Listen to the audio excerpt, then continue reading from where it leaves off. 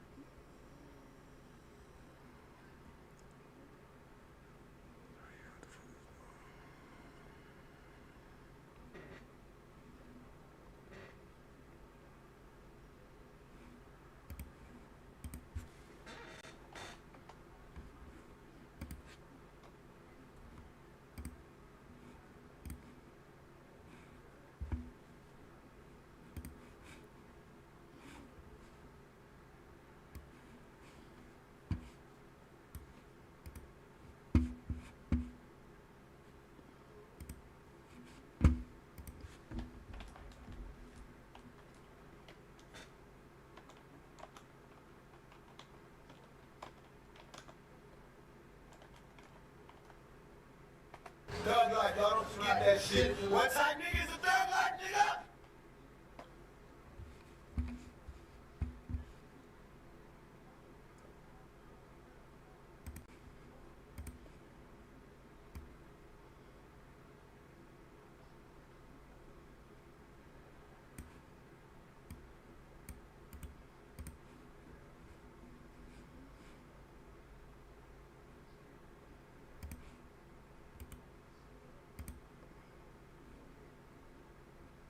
Thug life, y'all don't forget that shit. What type nigga is a thug life, nigga?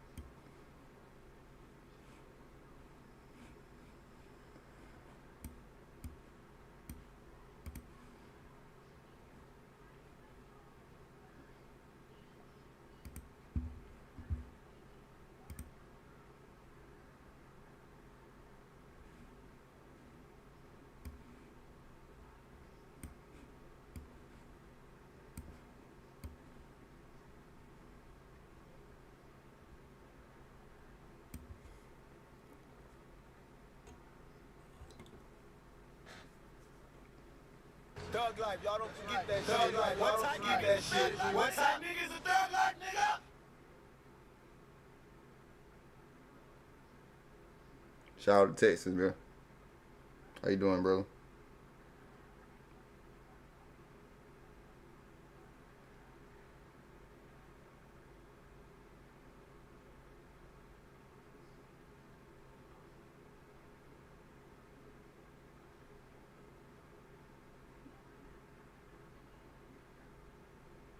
Thug life, y'all don't forget that shit. What type nigga is a thug life, nigga?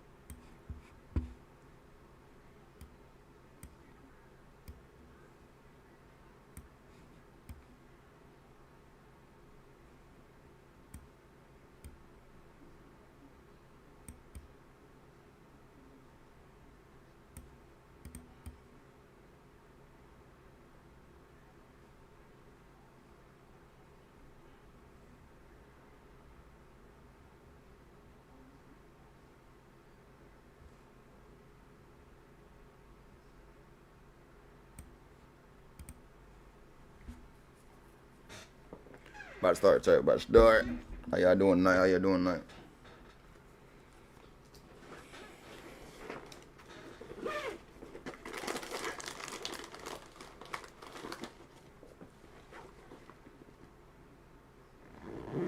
Yeah, bro. We there, about to get up in. Don't nobody miss out.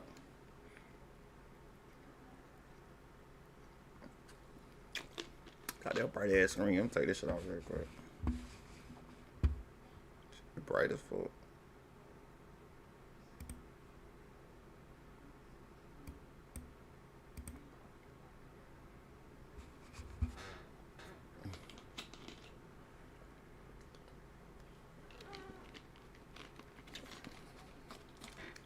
Thug life, y'all don't forget that shit. What type Start 2 minutes, 2 minutes. Another one. Give me a hell yeah. Give me a hell. Give me a hell yeah. What? What?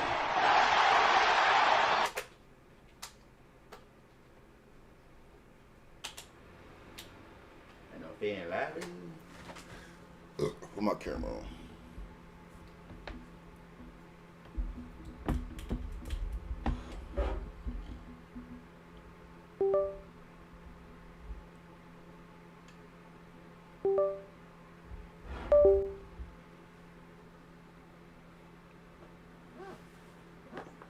He said a ballerina? Shit, I don't know. I ain't never heard that. I look it up though. That crazy did though.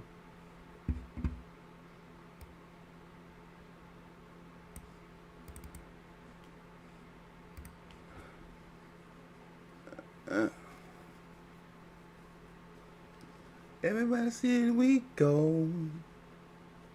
I don't know why that shit been in my saying. I see the same. Oh. That shit has been in my head like a motherfucker.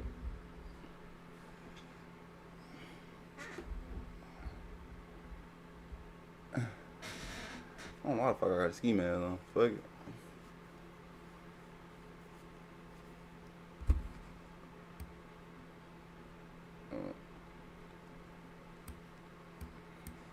My shit way down here too. So I put my shit down here? Okay. Put it up there. Thug life, y'all don't forget that shit. What type nigga is a thug life, nigga? Thug life, y'all don't forget that shit. What type nigga is a thug life, nigga? Say the Texas rap game? I don't know. I don't know no artists from Texas like that. You gotta put me on, twin. Except for like the old school ones. You know what I'm saying? Who hot out there? Let me know, twin. Put me on something new. I need somebody new to listen to.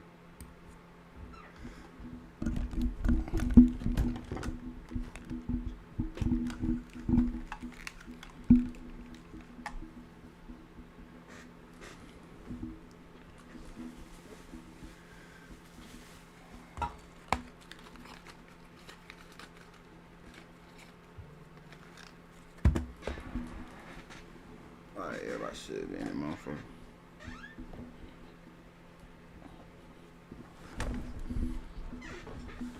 Alright, get started. About to get started. Give me a hell yeah. We back, baby. Back with another stream, baby. Back with another stream, y'all. Y'all know I had to do my boy Tupac once again. You know what I'm saying? The Return of the Mack. Y'all remember that song, The Return of the Mack? Oh, come on. We all know Tupac was a, you know what I'm saying, player of the players. You know what I'm saying? All types of women. I get around. That motherfucker got around. So they were gonna dive into some of his girlfriends, their reactions, and after his passing and during the relationship. Y'all help me out if I miss some of his girlfriends, ex-girlfriends, or girlfriends at the time. But we're gonna start out with Miss Jada Pickens. I don't know about the Jada Pickens. I'm talking about the 90s Jada Pickens. That's me. When I think Jada Pickens, I'm thinking the 90s Jada Pickens. Matter of fact, we better go see 90s Jada Pickens. God damn it.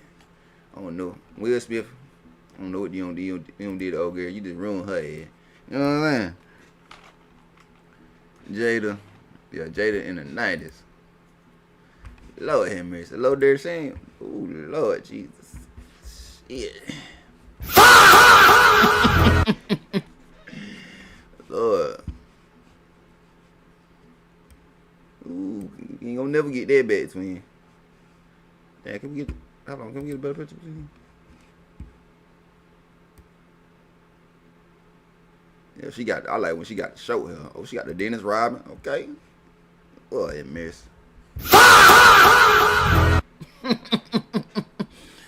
Look. So when she got Will, look at this shit. Look, down here. Oh my God, bro. Oh, hell no, man. What the fuck, man?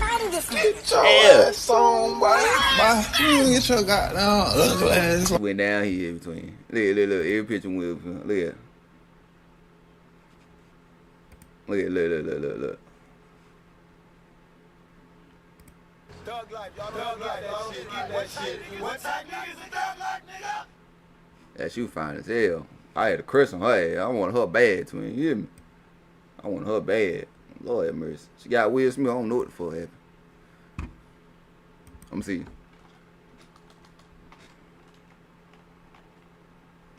Jada with Tupac. Y'all new to the channel, please like, subscribe to the channel. I do appreciate that. Look, she all happy and shit. Look at it. If I need to say that picture. Put it on screen real quick. This motherfucker went to a whole article. I know you fucking lying.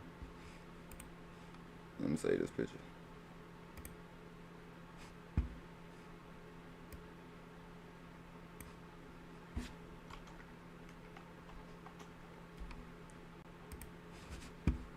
Pull that up real quick.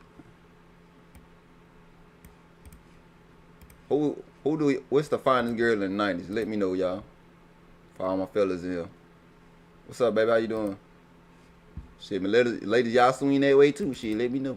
You know what I'm saying?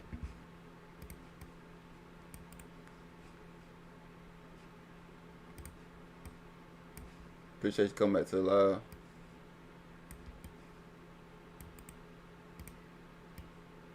Damn, I can't make this shit bigger, bro. Might blend in there.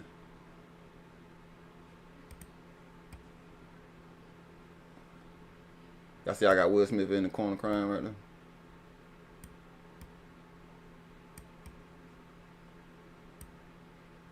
Thug life, that shit. What type niggas a thug life, nigga?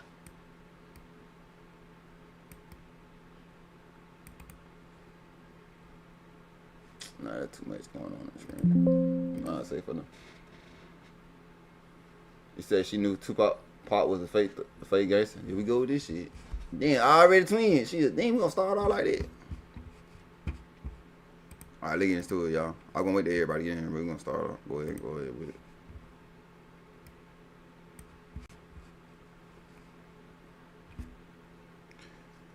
Like, matter of fact, before we get into it, what's your definition of a thug, bro? I'm gonna ask everybody, they say that shit. What's your definition of a thug? I wanna know your definition. What's your definition of a thug?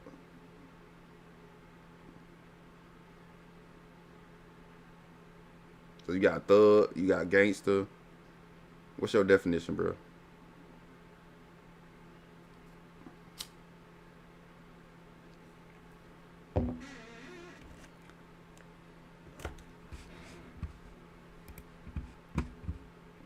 I want to know your mindset at the beginning. I retire from trying to make you happy. I think she liked the lifestyle. That she cried at her, quote, horrible wedding. Go make yourself happy and prove to me that it's even possible.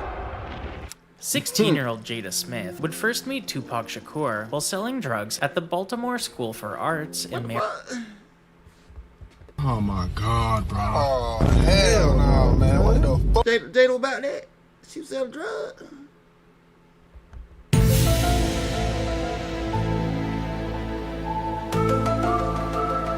Not the bottom of the school, not the school. What she was selling twins? She was, you know what I'm saying? I know she wasn't selling no. She had to be selling weed or something. You know, in here. You know, Jada about that shit. Okay, I don't mind that shit, but 16-year-old Jada Smith would first meet Tupac Shakur while selling drugs at the Baltimore School for Arts in Maryland. Jada and Tupac would quickly become close friends and spend much of their remaining time in high school together. Oddly enough, they would dance on camera while lip-syncing Will Smith, Jada's future husband's song, Parents Just Don't Understand. However, before graduation, their paths would diverge, with Tupac moving to California to pursue a music career, and Jada dropping out of school to pursue a career in acting. As their respective stardom began to rise, the two often leaned on each other for support, and according to Jada, we were always trying to look for opportunities to work together. One of these opportunities became a reality, with Tupac appearing on the television show A Different World, a show Jada Smith shout out to the word different world. I fuck with this show. You know what I'm saying?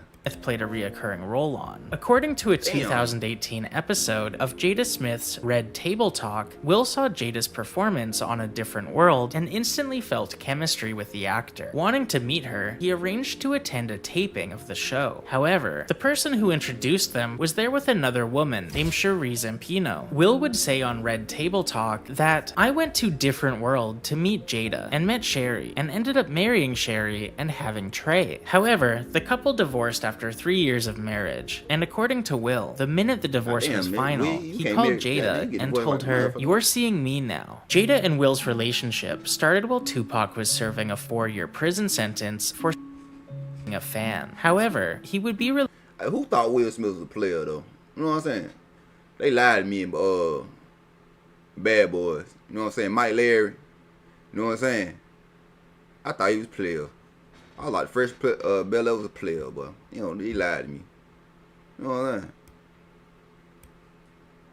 4-year prison sentence for a fan. However, he would be released on bail after serving only 8 months. Jada's close relationship with Tupac would prove to be difficult for Will from the beginning of their relationship, with Will saying in his 2021 memoir that his mind was tortured by her connection with the rapper. "I hated that I wasn't what he was in the world, and I suffered a raging jealousy. I wanted Jada to look at me like that." Will's memoir goes on to say that he had been in the room with Tupac on multiple occasions, but never spoke to him because the way Jada loved Pac rendered me incapable of being friends with him. I was too immature. However, according to Jada, Tupac became a different person in prison, and they had a quote, "very hardcore falling out." Soon after this falling out, Tupac would die in an infamous shootout in Las Vegas. It was beyond friendship, the type of relationship we had. You only get that once in a lifetime. Jada would later describe this as her taking a huge loss in her life, going on to explain that she believed Tupac was going to be here for the long run. However, life went on, and the next year she married Will while 3 months pregnant with their first child, Jaden. Y'all think she would have married Tupac at that point? Y'all let me know. Y'all think she would have married Tupac? It sound like Will was a stand-in, to be honest. I ain't gonna lie. Forget that shit. What type nigga is a thug life, nigga? Thug life, y'all don't forget that shit. What type nigga is a thug life, nigga? Yeah, I don't like it. It's a voice, ain't it?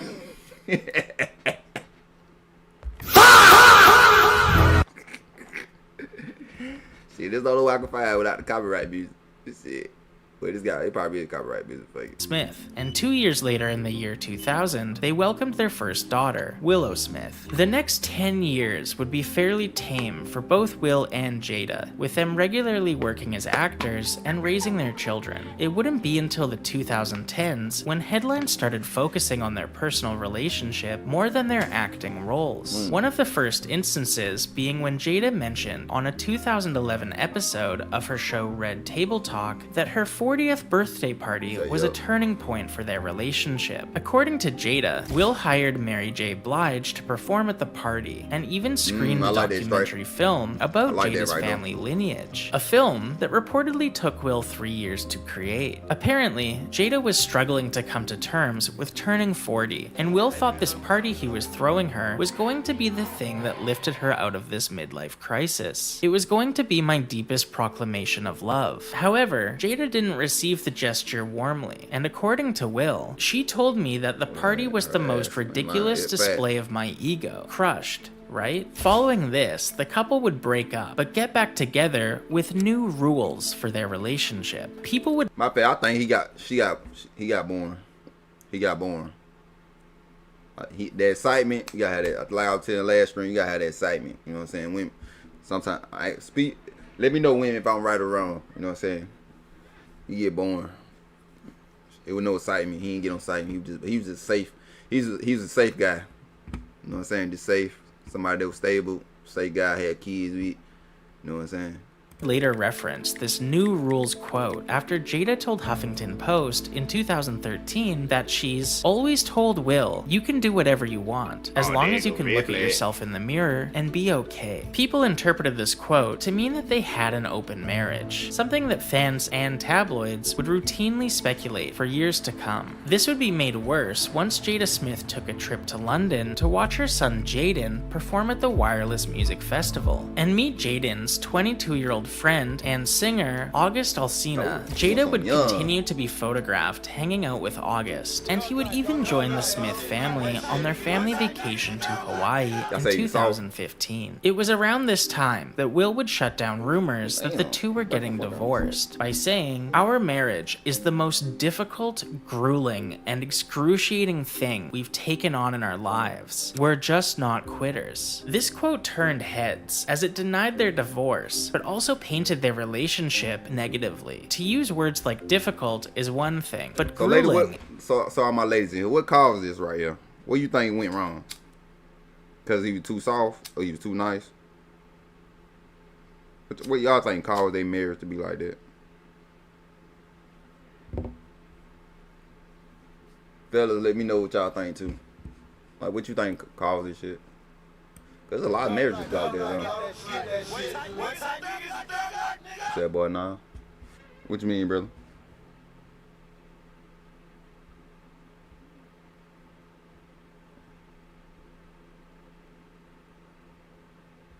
You said he didn't come from the same shit as Pop, Black Panther, parents, mother, victims to drugs. I like that right though.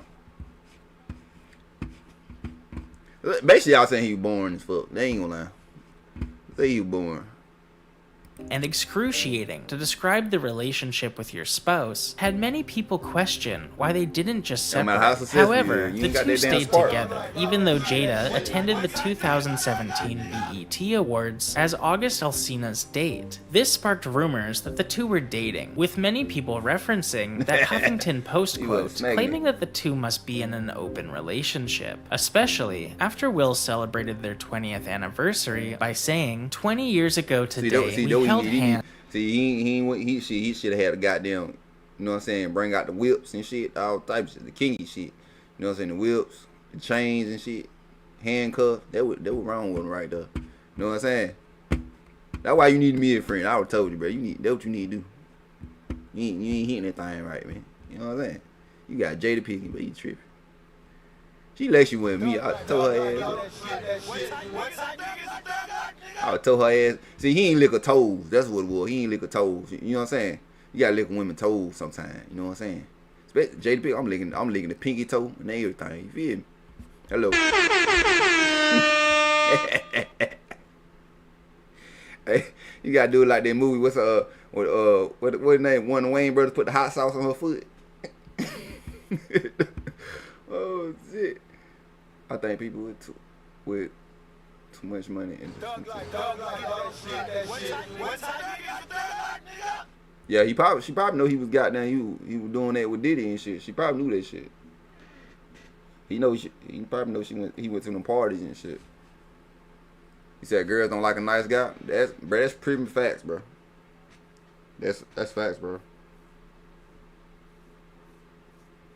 I think he ain't show like he was dominant, bro. Like, bro, you gotta show you dominant, bro. I mean, it's good to be a nice guy, but you gotta show you gotta have balance, bro. He probably like a yes man to her ass.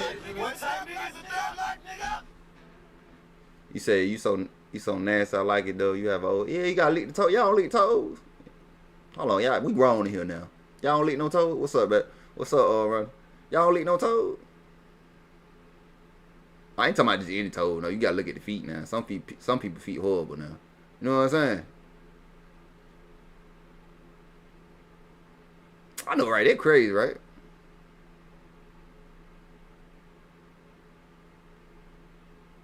Yeah, straight dog style. And walked naively down the aisle. Love is like gardening. I have learned to focus on helping you to blossom into what you want to be, rather than demanding that you become what my fragile ego needs you to be. By this point, many people had grown tired of Will and Jada's relationship, as it seemed as if the two couldn't go a year without airing their personal issues publicly. This would be made worse after Will sat down on Tidal's Rap Radar podcast to tell the world, we don't even say we're married anymore. We refer to ourselves as life partners. To make matters worse, Jada would take to her own show, Red Table Talk, and confess that she regrets her wedding, saying, I was so upset that I had to have a wedding. I was so I went crying down the aisle getting married. At the time, fans of pop culture were pretty split. One side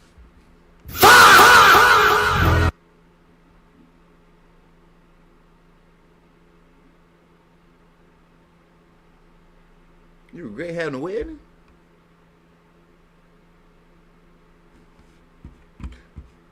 The fuck you married him for then? You didn't want to get married. You know what I'm saying? I'd felt empathetic towards Will, as it seemed he was continuously trying to make Jada happy, to no avail, while the other side had grown sick and tired of hearing about the family, especially since their children had grown up and were in the spotlight with various controversies of their own. However, in 2019, Jada would go live on Instagram in a now infamous stream, where she once again aired her frustration towards her husband publicly, after getting a camera in his face and asking if he thinks their marriage counselor has been instrumental in their relationship. You know Esther Perel is coming to the table. She's going to be at the red table. Would you say she has been instrumental in you and I redefining our relationship?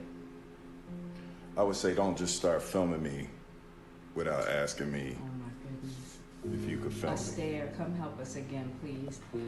I'm still dealing with foolishness. Because she don't just... He about to cry. He about to cry in the car. Give me a hell yeah! What? That boy about to cry. She took the role of the man in the relationship, so you know what I'm saying, everything in the household it's law by her. You know what I'm saying? He too feminine. He became feminine. You know what I'm saying? He had that feminine energy. Yeah, that's what it was. Look how she talks to him though.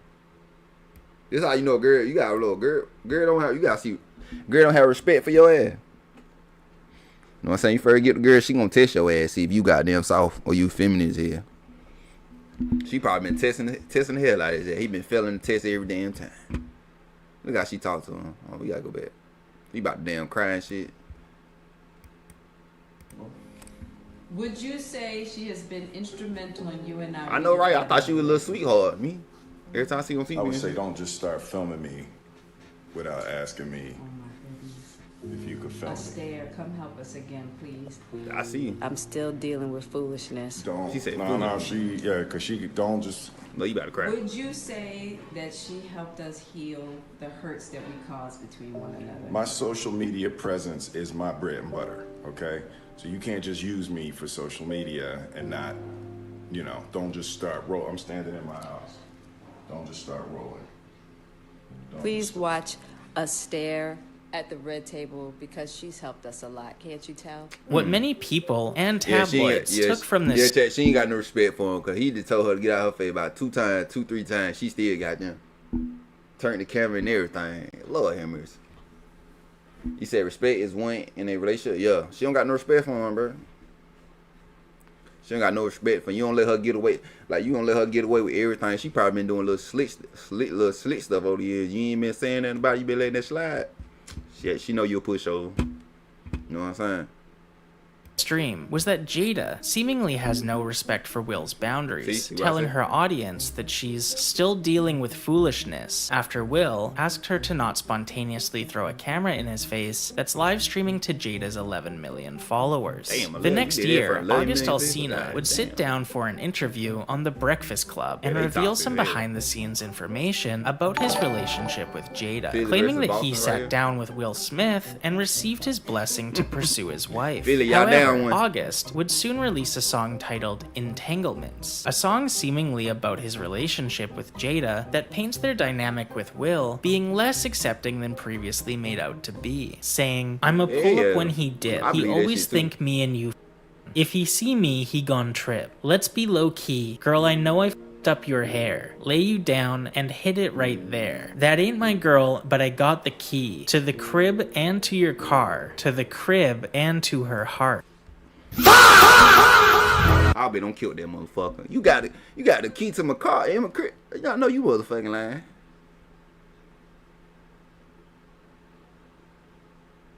Oh yeah, she bold.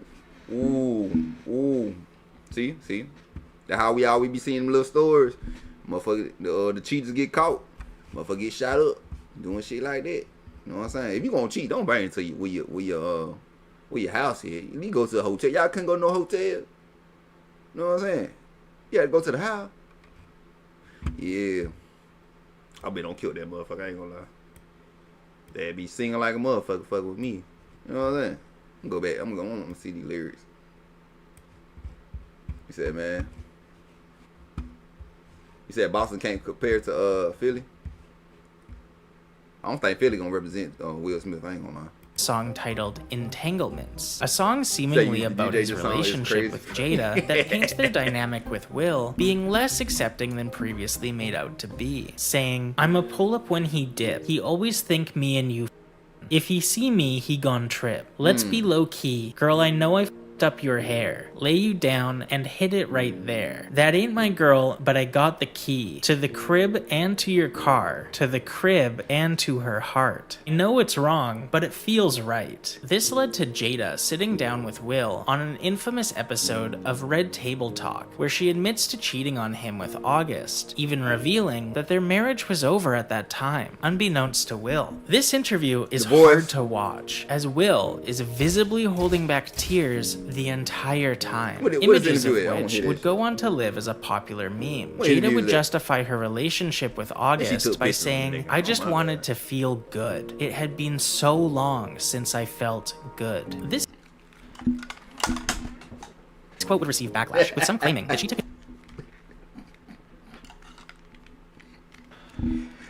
God damn, Will. See, you should have got them. You know what I'm saying? I know you got your Twitter. You should have went on Twitter. You know what I'm saying? See some, you know, get the moves down. You know what I'm saying? Go on them P sites. You know what I'm saying? Get you learn your little new tricks and stuff. You know what I'm saying? I told you he ain't suck the toe. See, he had to suck the toe. He ain't suck the toe. No wrong with it. I mean, he look bad. I'm like, why she was doing that though? Ladies, help me out. Why she was doing that though? Like, he must. I don't know, bro. She did that shit in front of 11. How many followers she had? 11 million people. Lord have mercy. He's still married to her, ain't he? You a damn fool. Where I can find that interview at, right? What type niggas is the thug like, nigga? You said Meat Mill's putting that work. Meat Mill had a too?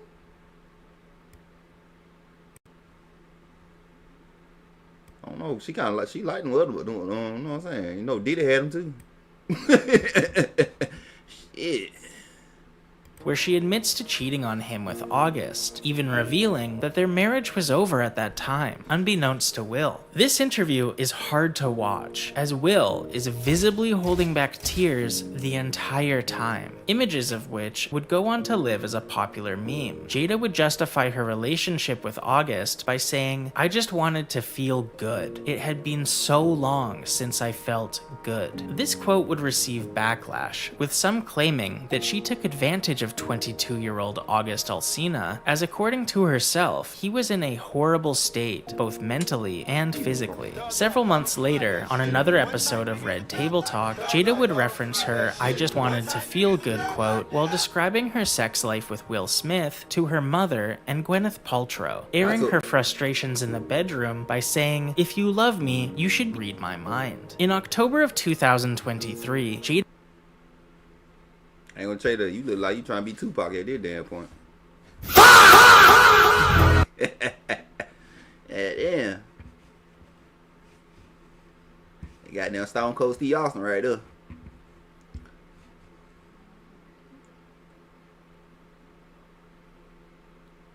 You say you gonna start at and work your way up.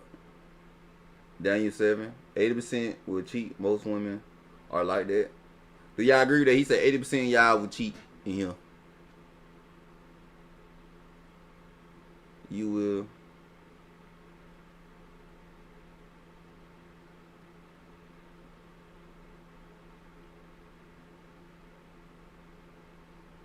Alright, shit. I'm like, y'all get about 40 something. Y'all get a midlife crisis. It might be because she used to being, you know what I'm saying, young in the spotlight, young being like one of them bad females. If that makes sense, like I'm gonna say like Lisa Ray. Even though they two different people, but like Lisa Ray. You know Lisa Ray back in Players Club. You know what I'm saying? That before I know some of y'all young in here. That before y'all time. So y'all look up Lisa Ray. You know what I'm saying? The Players Club. Yes ma'am. Yes ma'am.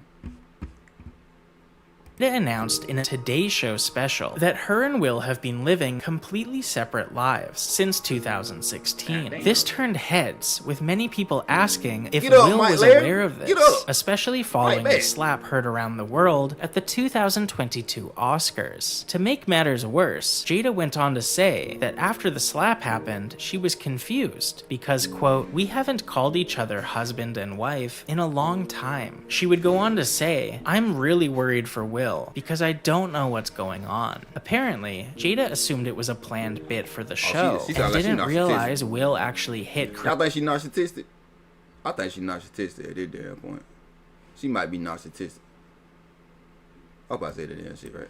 Apparently, Jada assumed it was a planned bit for the show and didn't realize Will actually hit Chris Rock until he returned to his seat and started yelling at him. A couple days after this was revealed, Jada would refer to Tupac as her soulmate, saying that if past lives existed, they have definitely traveled a few together. This announcement, coming after her revealing that she has been separated from Will since 2016, was taken as confirmation for a lot of people who believe that Jada has always been in love with Tupac. From the beginning of her and Will's relationship, Will has felt insecure and challenged by the connection shared between Jada and Tupac, regularly reflecting on their dynamic and saying he wished he could have what she saw in him. Much of their marriage comes across as Will fighting for Jada's affection, lusting to be validated by her, but always coming up short, pushing her further and further away from him. At every step of their relationship, Will was willing to give give her everything she wanted, even if what she wanted was another man half her age. Will was happy to support his wife, even at the expense of his reputation. From her gaining ratings on her show by having him on just to tell him she cheated on him, to putting up with his wife publicly discussing how he can't satisfy her in the bedroom, to allowing another man to pursue Jada. There really are no bounds Will Smith wasn't willing to go to in hopes of making his wife happy. In 2015, Will described their marriage as the most difficult, grueling,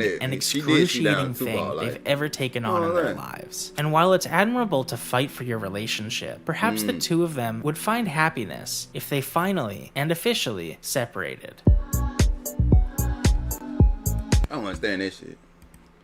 What's y'all take on that? Real quick. Cause I'm trying to figure out, like, why she act like that. Make her he was acting too feminine. It sounded like he was acting feminine to me, bro. Like, she want a dominant man. She been around Tupac. She like that dominant shit, thug shit. Feel me? That's what I'm thinking. Alright, we gonna go to another woman that allegedly Tupac dated is on Left Eye. Shout out Left Eye. Make sure you rest in peace on Left Eye. Another one. Give me a hell yeah. Appreciate that, RS. He still chasing her, leave her, kill his something. She turned. Yeah, I'm like, man, I don't know what the fuck. Look, I would've got the baddest girl at that time. Whoever the baddest, I would've got somebody young too. Oh, you wanna go young too? I'm gonna go young too. Shit, I'll try to get Nicki Minaj and make her mad. I don't think he gonna get Nicki Minaj, but you know what I'm saying? But just speaking. I gonna go Left Eye. They say Left Eye and Tupac dated.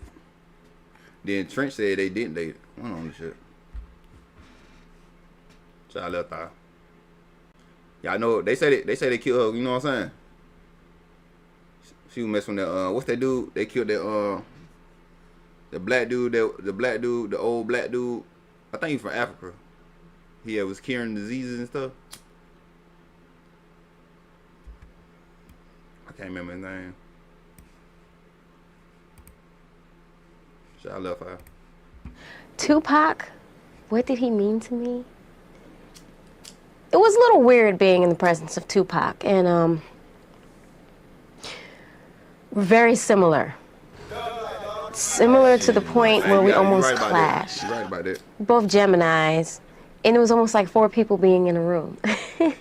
You know, and for people who don't know what Gemini is, you know what I'm saying? A lot of people say, you ever met a Gemini? You know Gemini, they 2 different people. You know what I'm saying? I never did Gemini again. Lord have mercy. Take you through it.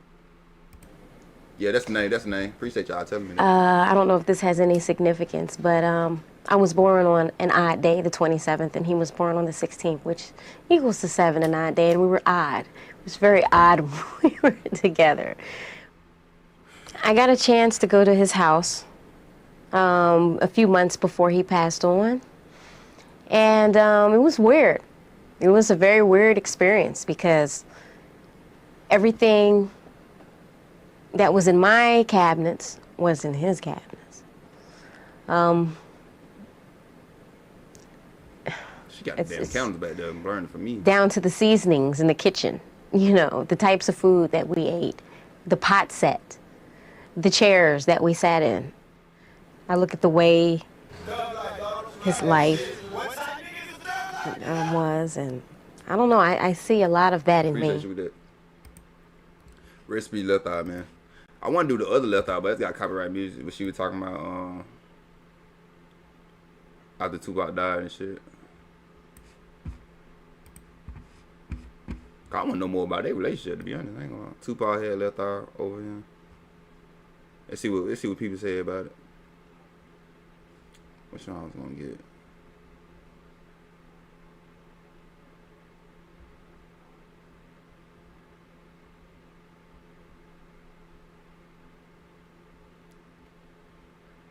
Damn, Snoop Dogg had girl for Fresh Prince of Bel-Air? I know you fucking lying. Lord, that was... Give me a hell yeah.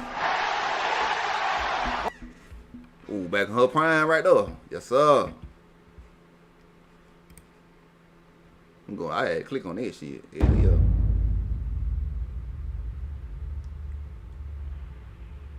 You know who he used to fuck with? Karen Parson from what's that? The Fresh Prince of Bel-Air. You used to fuck with her for real? Uh-huh. Yeah, I would too. Yeah. Because he told me. When I first started dealing with him, I don't even remember how that shit came up, but... Yeah, I mean, this, she wanted Tupac's ex-girlfriend when he was in prison. That nigga was like, yeah. He said Illuminati fucked all these folks up. She burnt. Still love her. Look at all the pictures he was. Yeah, facts. I seen one that they said. I seen one they were naming all the girls, but I didn't believe someone what they were naming. I didn't believe that shit. I'm gonna show y'all that after. Yeah, because I was like, oh, some of these bitches be acting bougie and da-da-da-da-da. And he was like, yeah, like that bitch right there, right? He's like, yeah, that bitch be busting it too. Like, oh, okay. Like. That's pretty surprising because I would have never thought Tupac and Karen Parson knew each other or even crossed paths because they seem like the total opposite as people. So that's pretty surprising to me. Hollywood is, the thing about Cali is it's small. It's a big ass continent, but LA is really small. Everywhere you go, you just bump heads. Like you see these people every day. Every time you go to California, you go down to Beverly Hills, Rodeo, and Barney, Saks. Like you're gonna see mad celebrities. They just like she was back in the day. Run the same circles. You know. Right. I know you fucking lying. Personal opinion on this. Do you think you? He had Selena? He had my baby Selena. Y'all don't know about Selena, you know what I'm saying? For all my Hispanic people, Selena my baby too. You know what I'm saying? God damn, too. I'm gonna look that up. I think he was serious, but I think that was a strategic power move. And I don't think that they was gonna make it. Personally, I wasn't concerned about her. When I, they say she went to a Diddy crossed party. paths with that girl. I wasn't concerned about her because she was like a spoiled rich girl that never had it hard. Like I said, me and him had a lot in common. Y'all lying. And you can't, if I can like you all I want to, but if you don't understand where I come from and you don't understand my struggle, we don't have a lot in common. I just think that was a power play. Everything he was doing at that point in his life, I think, was... Yeah, she was in the studio. Kim K was in the studio, Tupac. Strategically thought of. It wasn't just... I don't know. Her and Ray J, they been around. I ain't gonna lie. It was, I gotta build an empire. I do want to touch on that real quick. Y'all said she... I'm gonna see this shit. I gotta see this shit real quick.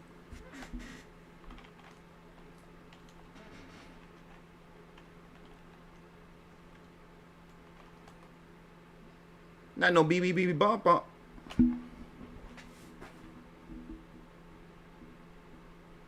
This nigga the fucking goat. I ain't gonna lie. This motherfucker need a goat, bro. Yeah, they got a picture together. I don't know this AI. I don't know. I can't think this AI right here. I know this shit AI. Ain't no way in the fuck. No damn WWE. They got a song together? I know you fucking lying. Oh, I'm gonna listen to it. Copyright, fuck it. We gonna listen to this shit. Damn. Turn down a little bit. Oh, they want my song too. I don't want it too, but they gonna get my ass track. Super happy home.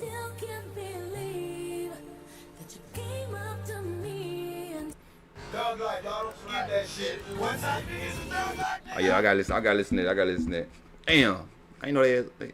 This a real song or this AI?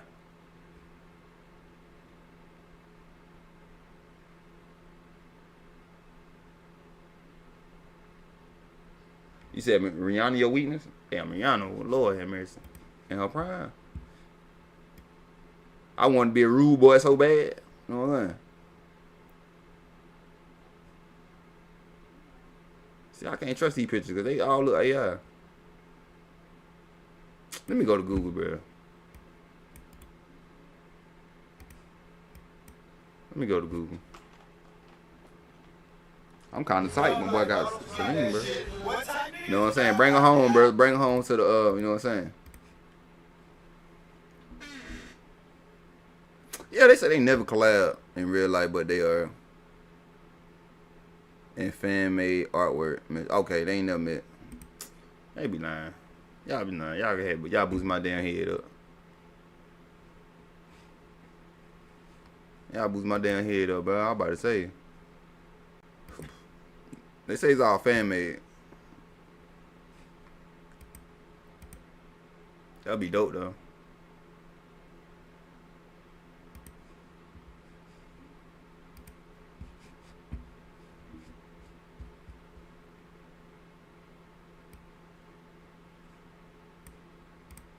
Bit about you, where you grew up, and you know what it was like for you and everything. I grew up in New York City. Let's go this one. The word for word from your beginning. So oh, y'all know who this is? I'm gonna show y'all who this is. It's another Tupac ex-girlfriend. I be spelling her damn name wrong all the damn time. What her name is? I forgot her damn name. Oh yeah, gonna date just now. Thug life, y'all don't forget that shit. What type niggas a thug life, nigga?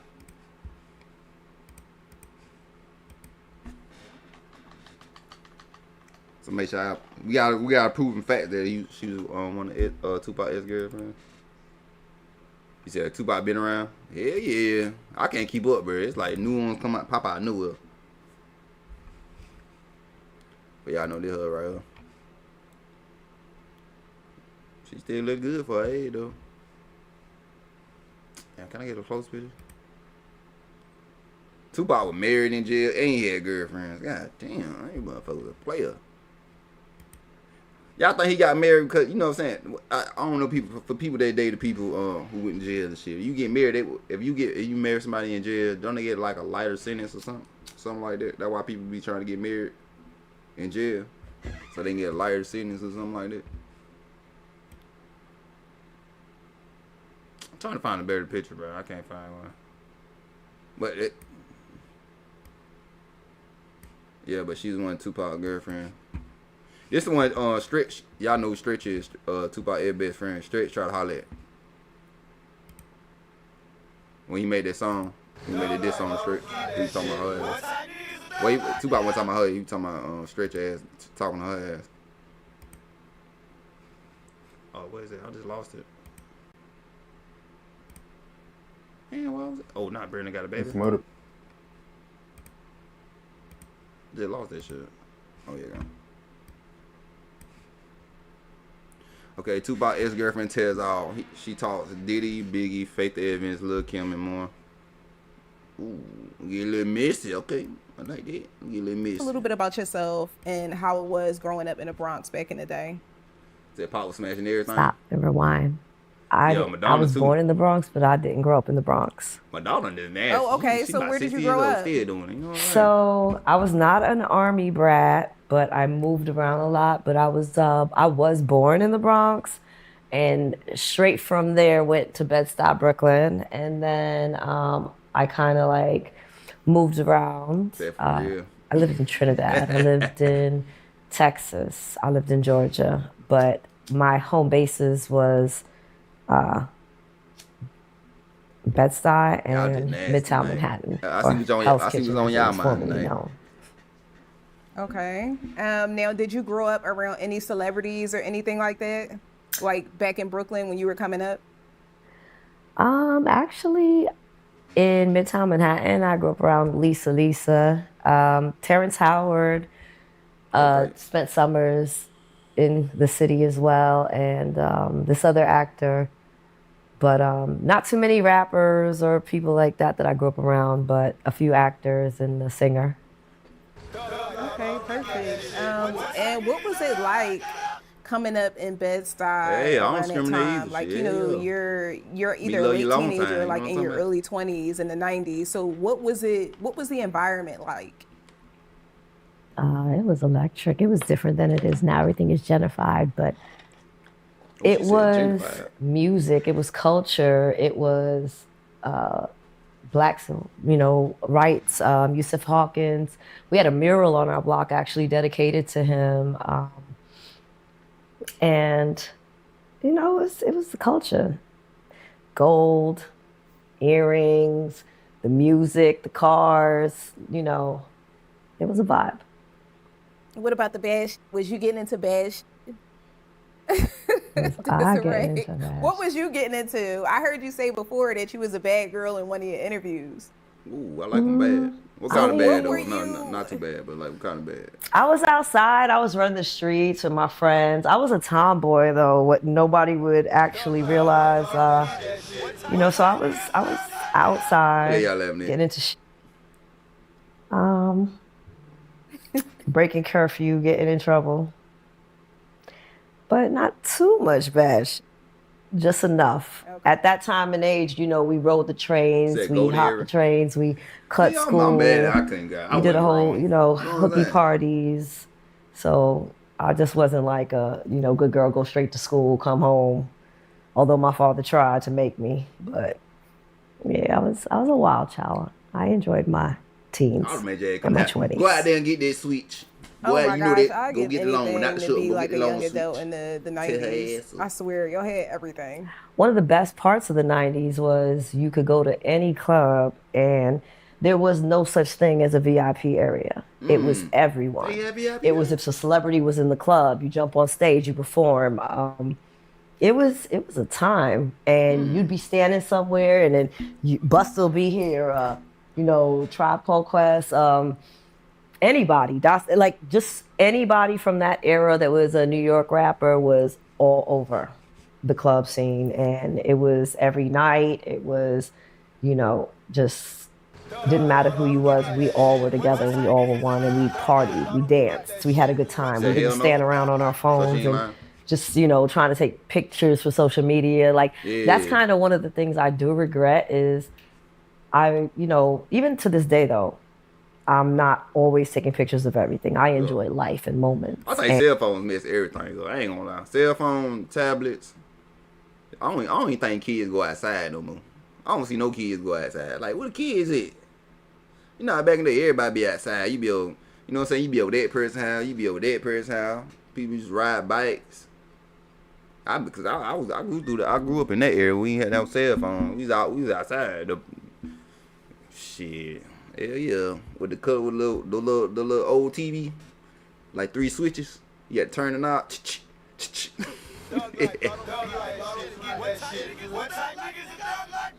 Fast, she still fine as hell. I ain't gonna lie. But I think cell phones fucked everything up, bro. Nobody don't wanna go outside, bro. Everybody wanna take pictures and shit. I miss them days. I ain't gonna lie. I'm with her. I miss them days, bro. And. But that's one time I wish I had cameras because there was just so many people and so many things going around that it's like you wouldn't be able to believe it unless you saw it. Take me back through the night when you were out at Club Muse and you meet Tupac for the first time. Everything down to what you had on and what he had on, if you can remember it. You want more detail? Okay. Damn. So. I was not trying to go out. I was heartbroken. I had caught the guy I was seeing in the club with his man's girlfriend, and I was sad. And my friend was like, "Nah, we're gonna go out. We're gonna shake this off. Come on, get dressed. I'm coming to get you." Go to the club, moping around the whole night, trying to have a good time. Think what I had on. If I could remember, let me get back to that because I got to get the whole vision going. But I remember that some people were performing, and then they announced that Bobby Brown had stepped into the club. I didn't know who Tupac was at the time. I know Bobby Brown nothing about a whole nother level. And my girlfriend went batshit crazy. Was like, "Oh my God, I gotta meet him." Then she dated younger then Bobby Brown, Whitney Houston, they Ray J.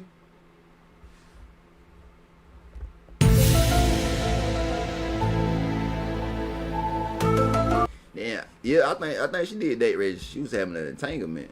Damn. Okay. So she grabs me and drags me from one side of the club to the other side because it's like a stage. And we're on this side. The stage is here. And Bobby Brown gets on. He's singing. I'm being dragged through the crowd. And then Pac and Biggie get on there and they do that song they have together. And party then, bullshit. as they're coming off the stage, we get to the VIP entrance and we get bombarded with all these people, their entourage. And I don't know how Pac just materialized in front of me and her. And Bobby Brown was next to him, and my girlfriend told Bob, well, she thought she was saying to Bobby Brown, "Where are you going without me?" And Pac heard her and was like, "Oh, really? It's like that?" And I'm just standing there like, what the hell? Because my friend is kind of on the conceited side, so this is like another side of her I never saw. And everybody just started pushing out, and we're standing like how I'm looking at you right now. Mm-hmm. And Pac standing in front of me like you are, and he grabbed both of us and just, made sure we got out safely. But as soon as we got out, he let her go. Like, we was kind of like staring at each other. I never said one word to him. He ain't say nothing to me. Then he said, "What's your name?" And we started talking once we got outside. And I just felt like I was being hypnotized. No, my boy for had that lack fit. of a better word.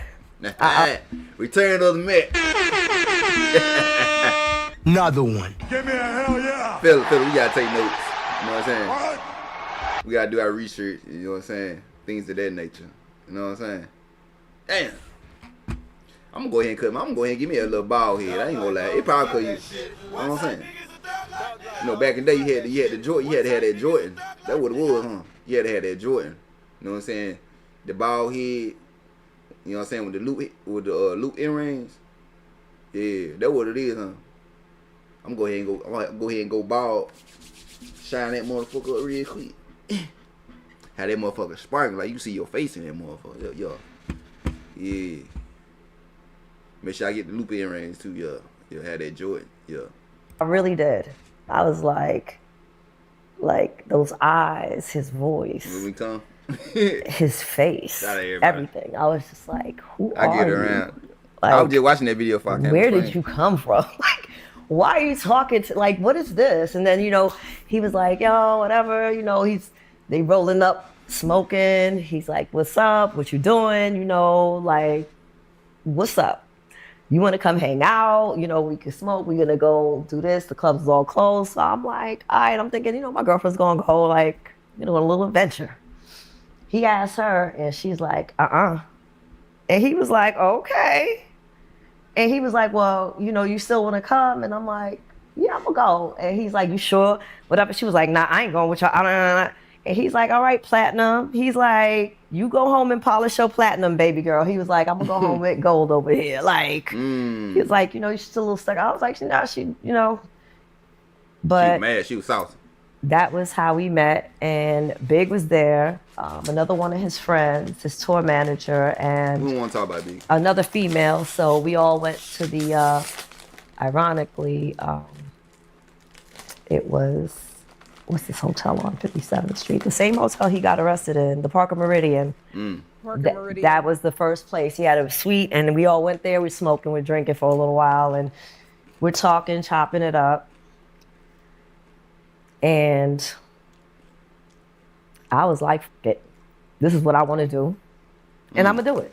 What you did? So gave it up. I stayed with him the night, and I did not regret it. Had the time of my life. And man, I gotta ask you on a scale of 1 to 10. Yeah, Apple. That's up. 11. 11. Oh, Lord. 11. The energy, the pack, everything, total package. Thug energy. Hey. Rough when he. Oh, hold on. He was telling her he was like thug like when. I knew it. I knew it. That's up. Hold on, then she about to get in detail with shit. I feel like a little pervert. Just get excited and shit. Look. And man, you know I gotta ask you on a scale of 1 to 10. 11. Astro, my bad, bro. I ain't see you, bro. 11. The energy, the pack, everything, total package, energy. Rough when he needs to be and gentle when he don't need to be. So none of this in his songs was fake. It was all real. no. Like all the everything he wrote in the letters, everything in the songs, it was all real. He was. As far as like he was his a love very, abilities. absolutely. But overall, he's just a transparent person. He couldn't help it. So absolutely. Damn. I heard about what happened at that video shoot after that video with him and Jodeci or Casey and JoJo or whatever. I heard about it too. I believe it. He definitely got that type of energy. You talking about That's a the lot of women. threesome between him, Heather Hunter, and Angel Kelly, right? And Nina Hartley. Or the foursome, I would say. That's yeah, I could believe that. I don't know. And thank God I didn't want to know at the time, but yeah. Okay, so I remember you mentioning previously that you had lost your beeper. So how did you two get in contact with each other after that first encounter, your first night? Yeah, so I lose everything. I'm getting better at it, but yeah, I lost my two-way pager. You know what's ironic is that I recently found I mean, that's y'all. What about a pager? How you work that motherfucker? I didn't know I had a pager. How would y'all have to work this shit? Oh, you gotta type a number in or something? Or beeper and shit? I don't know how to work this shit. I ain't know I had one. I had, and on the back of that picture has his two-way pager number in his handwriting that he gave to me. I was like, wow. But yeah, I lost my Sky pager or whatever it was called back then. And I went out one night with my same girlfriend, and Big sees us. And he recognizes us, and he's like, hey, how you know, what's up? How you doing? Whatever. And he's like, oh, you know, Pac's in town. And I'm like, nah, I don't, because I lost my pager. And he was like, oh, nah, I know he would want to see you again. He was like, hold on. He was like, don't go nowhere. He's like, before the night's over, he was like, I'm going to get back to you. So you lost at the party? So I'm like, all right, cool, whatever, you know. And sure enough, before them lights came on in that club, Big pulled up in front of me and was like, yeah, I spoke to him. You know, I'm going to take you to where he's at. I'm like, okay. In hindsight, I'm not sure if he spoke to him, but we all went down to the Hemsley Hotel. And the people that were performing at him, because that was like the day before he did MTV Unplugged. So like David Hollister was there, you know, they had like a lot of people, and they just had suites, and everybody was hanging out, smoking, drinking. So we're chilling there. I'm like, you know, my girlfriend's with me this time. And, you know, like waiting for him to come, and lo and behold, it turns around. It's like 5, 6 in the morning. We left the that's why I don't believe in Ayanna Jets and shit, cause you know what I'm saying? See, Tupac ain't had to do all this shit. You know what I'm saying? And she was smart. Even Tupac was that type of person.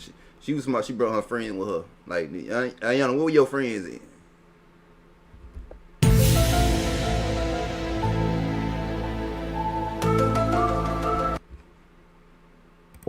So it's like 6:30, and Pac knocks on the door. And somebody tells me, go get the door. So I go get the door, and I open it, and he sees me, and he's like, this is how I know Big didn't speak to him, because he wasn't happy. He was like, what are you doing here? Like, that's like... Exactly. And I was like, oh, what we doing? Exactly. That's exactly. I think that's along the lines of what he said first. And then he's like, what, like... And I was like, nah, Big told me you was here. He told me, you know, I thought he, whatever. So we chopped it up, and he's like, well, I'm about to go, you know, I got to go do some press runs. And I want you to meet me back at the hotel, you know, go get yourself together. And he's like, we gonna go out on a date, you know. And he told me come back around 7 o'clock, which I definitely did. The calling number and put it in your phone. That was the start. I had to. okay. Shit. That's how you use the Tell pager. you to come at 7, you're coming at 7.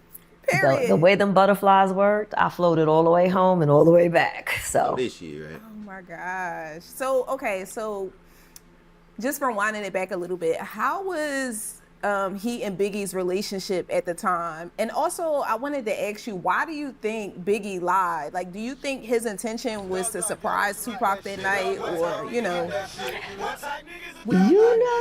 I never really thought about it, but you know how men are. Maybe my girlfriend was cute.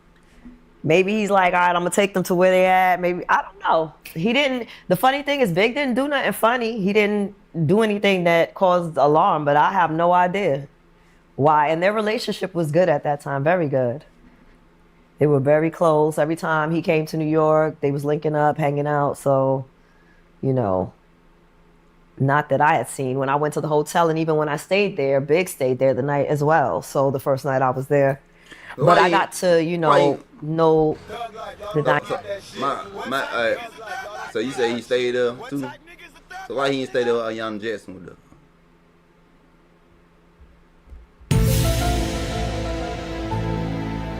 I got a question.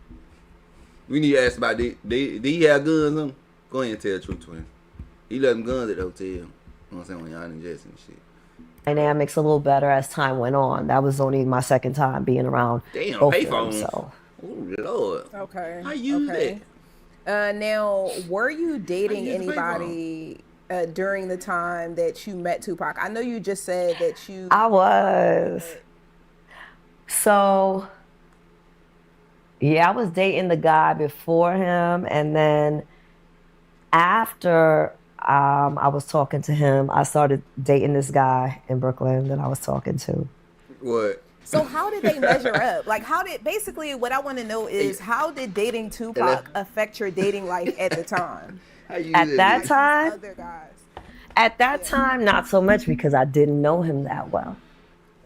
I had just got to know him, but I was so, I gotta find the right word. I'm scared I get lost in the country. They got a payphone. I'm goddamn dead. He lit a fire inside of me. Ooh. That captivated, he just had you fire. Oh, that's crazy. Crazy talk. Yeah, I just such a soul. And I don't think I'm the only one. I think it's a lot of other females that have been through that with him, where it's just you would do anything, damn near, not anything, but damn near close to anything. And no, they all say that Tupac was the love of their life. Yeah. I swear to God, every interview I've seen, everybody I talked to, he just. Fellas, we gotta take note. They said that he had the ability to make you feel like you were the only girl in the world, like the only girl in the world that mattered. Absolutely. Real player. You know what I'm saying?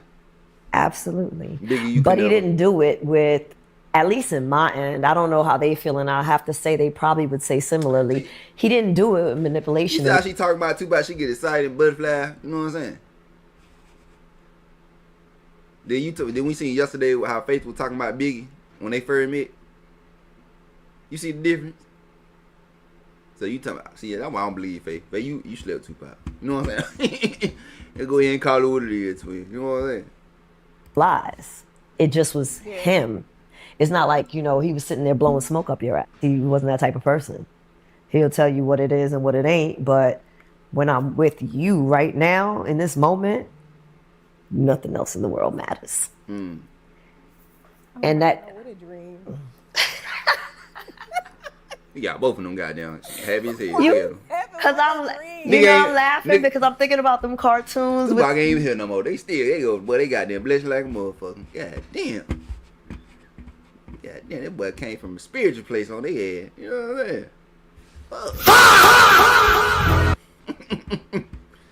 saying? It gotta be the bald head. You know what I'm saying? I gotta give me a bald head, bro. You know what I'm saying? I already got no ring. You know what I'm saying? The cats and stuff, when they're in love, and they just floating in their toes, and I'm like, Lord, I know that was me at the time. Oh my gosh. Okay, so you said in a previous interview that Pac wasn't the type to take you out to clubs and party. There wasn't your dating night. So what were some fun things that y'all would do that the world don't know about? Was he romantic with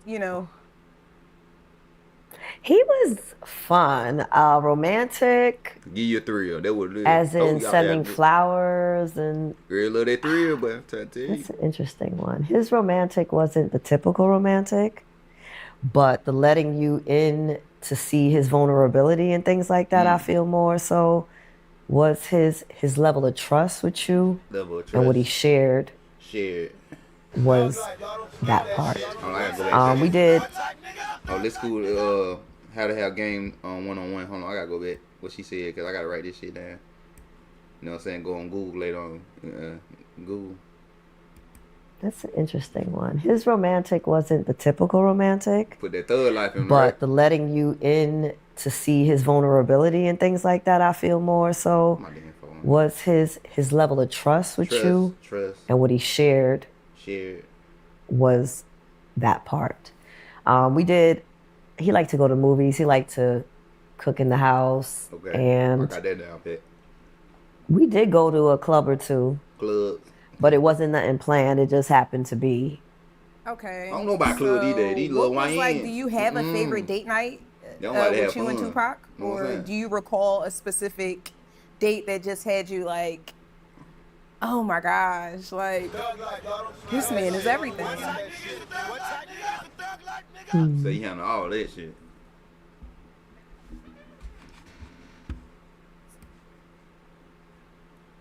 What had me swooning like that? I think one time we were at the Royalton. Mostly when I saw him, though, I would meet up with him wherever he was staying. I'd come stay there. Or, you know, if I went on a trip with him somewhere. But those trips were a lot of times business, so we would do other things. But I can't give you a specific, like, date night. Being in Atlanta with him, being with his family. She made mom actually, what was somewhat romantic to me or showed, you know, a side of him that I hadn't normally seen was like very protective of me. He was playing with all the guys at the Outlaws and some of his family members in front of his house, and they were playing football.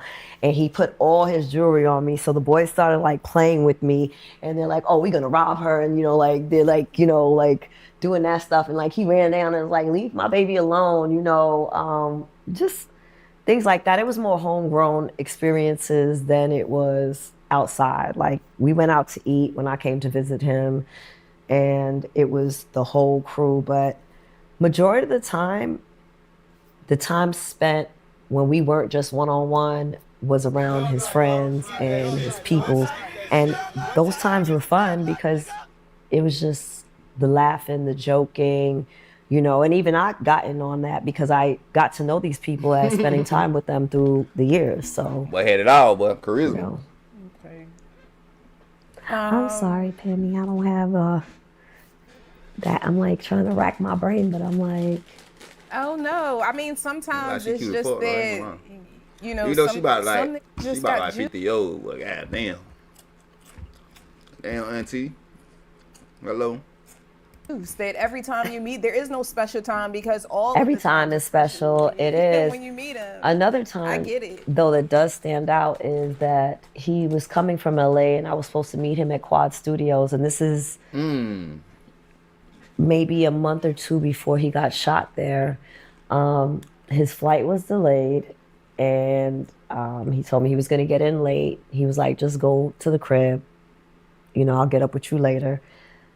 And I'm like, yeah, whatever. Thinking, you know, maybe he's got something else going on, whatever. But he got in finally, went to the studio, laid down the track. And like, so I was at the studio by 9. By like 12:30, 1 o'clock, I remember him calling me and he was outside of my house. And we sat down. I lived at the time between 50th, between 9th and 10th Avenue.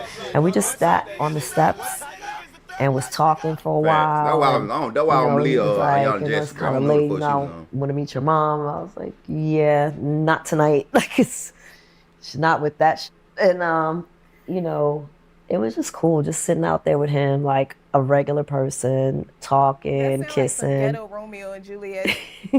Might have been. Romeo and Juliet shit. until, then we skated off eventually, but we hung out there for a little while. And, we just did really cool, to me, it was cool. I had a time with him. Every time was special. Every moment I appreciated, except that time. Look. I love that. No, I'm just sitting here like, yo, I've never experienced nothing like that. I mean, I've experienced guys who, make you feel good every time you're with them, but obviously I've never experienced a Tupac because there's only one. So, you just have to know that, like, as a fan, I'm jealous. Oh, don't be jealous. Just a little bit. Okay, so Puffy parties. You were at Puffy's birthday party in 1994 with Pac, right? No, we met up there. I heard it when one of the parties. Oh, okay, you met him at the party. I did. Okay, take me through that entire night. Like, who was there? Who, where did you see anything weird? Yeah. Was it just a good time? So, go ahead and tell it. At this time, it wasn't the freak off time. This was the just getting started time. I'm sure it was weird shit going on behind the scenes. Oh, Lord. Because them rumors been going for years. But, no, it was at Roseland Ballroom. And that night I remember what I was wearing. I had on this really pretty dress. It was like a spaghetti strap, long, tulle gown to my feet that just like accentuated the curves. It was black, and I went there. He told me he was gonna wind up going, so like if I was gonna go, we'd probably link up or whatever. So I was like, all right, I was going anyways before I knew he was going. But it was dope. It was everybody who you could think of at that time who was famous, but not as elaborate as his party started to get. With like really A-list, but this was hip hop, this was R&B, this was the culture at the time. They were all there. Everybody was dressed nice. Some people in suits, tuxedos, sweaters, just the vibes was, it was a dress up fancy party. The music was amazing. They had the stage, and that's where most of turtlenecks and shit. Industry people were at. And then, on the bottom, it was a mix of everybody, and yet it still wasn't like VIP. You could go up and down and move around however you wanted to. And that party was dope. Eventually, I ended up bumping into him, and, we spoke. We hung out for a little while. And then, he asked me what I was doing, if I wanted to, leave with him or at the end of the night or meet up with him. And I was like, of course. So that was still, in the beginning stages, too, as well. So... Okay. Now, who, if you could name some celebrities that you remember being at the party, who was all at the party that night? All of Bad Boy. Mary J. Blige was there. Mary J. Blige, though. I don't know. I think Heavy D was there. I can't remember too many more people because it's like these were people that I saw all the time at parties. So it's not like, wow. That was the environment too of the 90s. Like, you're not so impressed with these celebrities because they're so easily accessible. They're everywhere. They're at the mall. They're at the basketball courts in certain tournaments. They're at clubs. So, you see them everywhere, Okay. Okay, so with all of the recent headlines about Puffy and all of the allegations of the drugging and the abuse and all the drugs that he's allegedly on, are you surprised by any of the headlines? Absolutely not. Why you ain't surprised? Nope. Oh, why, Desiree? Why? Because I know a lot of people that know him.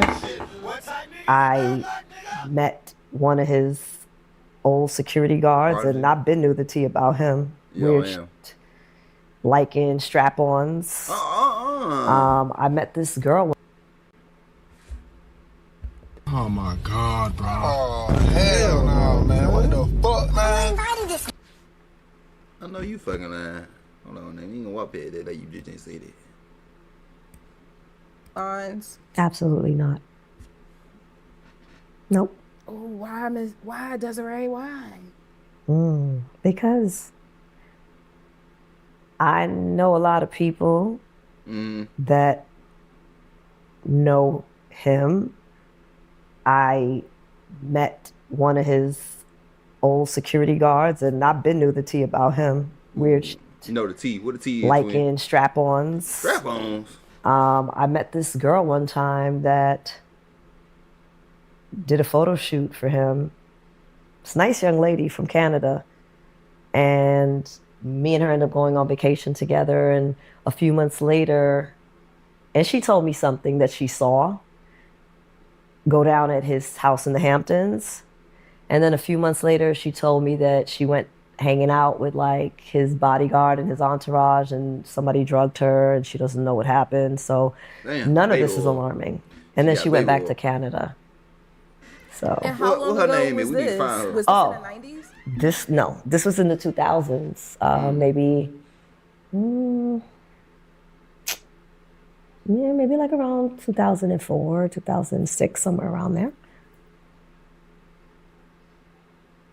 He's been doing Yeah, the earliest allegations that I could find date back to like, 91, 92, where he supposedly drugged a girl and she doesn't remember what happened. Damn. That's a similar story to what I heard from somebody that I know is not, I know she's not lying because she had no reason to lie. First, she told me she saw somebody doing something to him, and she walked in and she thought, he didn't, he never said nothing. He didn't even acknowledge her. So she's thinking she's under the radar. Next thing, she's hanging out in Miami, and, she comes in back and says she don't know what happened, and she woke up and he got that damn tape on her. What did she say she saw? Someone giving him head. That's as far as I'll go, and then you could do the math. Were they famous? Did she say they were famous? Oh, no, they wasn't famous. They was an assistant working with her. Yeah. So. An assistant. I want to guess, but I'm not. She didn't tell me who no, it's not somebody that you would know. It was somebody that, like, she came there, she worked doing photography and, some type of media work where they shot ads and things like that. They were there to work, and she walked in the wrong bathroom and caught the wrong thing. Shut her down quick. Oh, wow. So, if she got drugged, it probably was some videotapes made to tell her to shut the hell up and don't repeat what she saw. I would assume. But I don't know, because I wasn't there. That what happened. I believe that what happened. And how do you feel about the case being reopened, or the idea of Puffy having paid the Southside Crips to get Tupac and Suge killed on the night of September 7th, 1996? Do you believe the rumors? Do you think that he's capable of something like that? Yeah, I think cowards are capable of paying people to do things they would like to do, of course. I like her. Okay. Yeah, I I hope it ain't true, but like if her. it She is, real. I like karma's a bitch, and everybody has their day. Yes, sir. We waiting on it. For sure. We waiting on it. All right, Desiree, I want to switch gears a little bit and talk about something a little bit more serious, something that bothers me as a Tupac. I ain't gonna lie. I was gonna name. We gonna say who we went through. Left Eye. Y'all did not. We went through Left Eye when the Jada Piggins, and we're going to Desiree. Desiree, you at number one right now. I gotta put my Desiree at number one. Top favorite Tupac girlfriend, ex-girlfriend. Desiree. Jada Piggins don't drop to third. She third right now. Left Eye second. You know what I'm saying? Tupac fan, because I believe that this is ultimately what changed the trajectory of his life. So on November 19th, 1993, Pac gets arrested for his infamous sex abuse case with Ayanna Jackson. She lied. Which, Young Jackson like lied. I said, ultimately changed the trajectory of his life. Absolutely. Take me through that night from your perspective. Did he call you when he got out of prison, or did you just hear about it on the news? I heard about it when he got locked up, and I spoke to him maybe a week, 2 weeks later. And, you know, this is around the time where we're like, I only knew him, you said 93 is when this happened, right? Yeah. 91, 93. Yeah, like that was like the beginning stages of us dating. But we had a really cool friendship and bond that in some aspect he trusted me enough to talk to me about it. And, you know, he just, first of all, the anger wasn't the problem. He was hurt. He was hurt that people would view him as a racist. He was hurt that a black woman of all people was putting this allegation on him of something he did not. First of all, she ain't no black woman. You know what I'm saying? She capital B. You know what I'm saying? Things of that nature. There ain't no black woman. She wasn't no black woman. No, there ain't no black woman. Yeah, she ain't no black woman. First of all, the anger wasn't Real the black problem. women don't do He that. was hurt. He was hurt that people would view him as a racist. He was hurt that a black woman of all people was putting this allegation on him of something he did not do. He told me how he met her, what transpired. He told me that, you know, he invited her back over, but he wasn't really digging her like that. So, you know, he was she can give him some head or whatever. And, you know, he just told me like, yo, he f***ed up. He should not have left her in that room. But other than that, he didn't do nothing to her. He wouldn't do nothing to nobody. And as I spent time with him and got to know him, I knew he was not capable of something like that. Because it's not about how many women you could have. It's about how you view women. You know, a lot of men rape and do things to women and they're fine. And you be like, well, I'm sure he don't have a problem. It wasn't that type of thing. Salute to you, brother. Appreciate you coming Pac loved women like a person would love art or loves music. I'm gonna go back, y'all. So he says that right now this is Desiree, Tupac's ex-girlfriend. He was dating at the time. He was locked up, and before he was locked up. Should not have left her in that room. But other than that, he didn't do nothing to her. He wouldn't do nothing to nobody. And as I spent time with him and got to know him, I knew he was not capable of something like that. Because it's not about how many women you could have. It's about how you view women. Go ahead, you know, a lot of men rape and do things to women and they're fine. And you be like, well, I'm sure he don't have a problem. It wasn't that type of thing. Pac loved women like a person would love art or loves music, you know?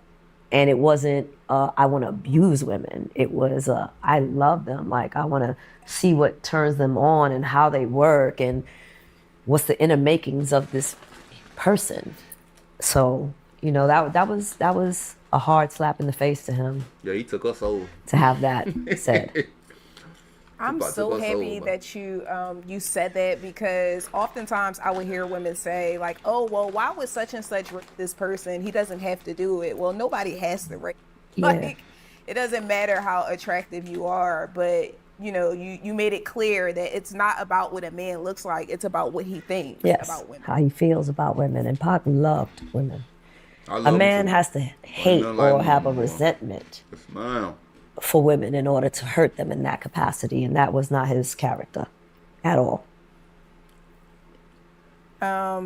So the night that the police busted in his hotel room, it was rumored that they had found a sex tape of you and Tupac.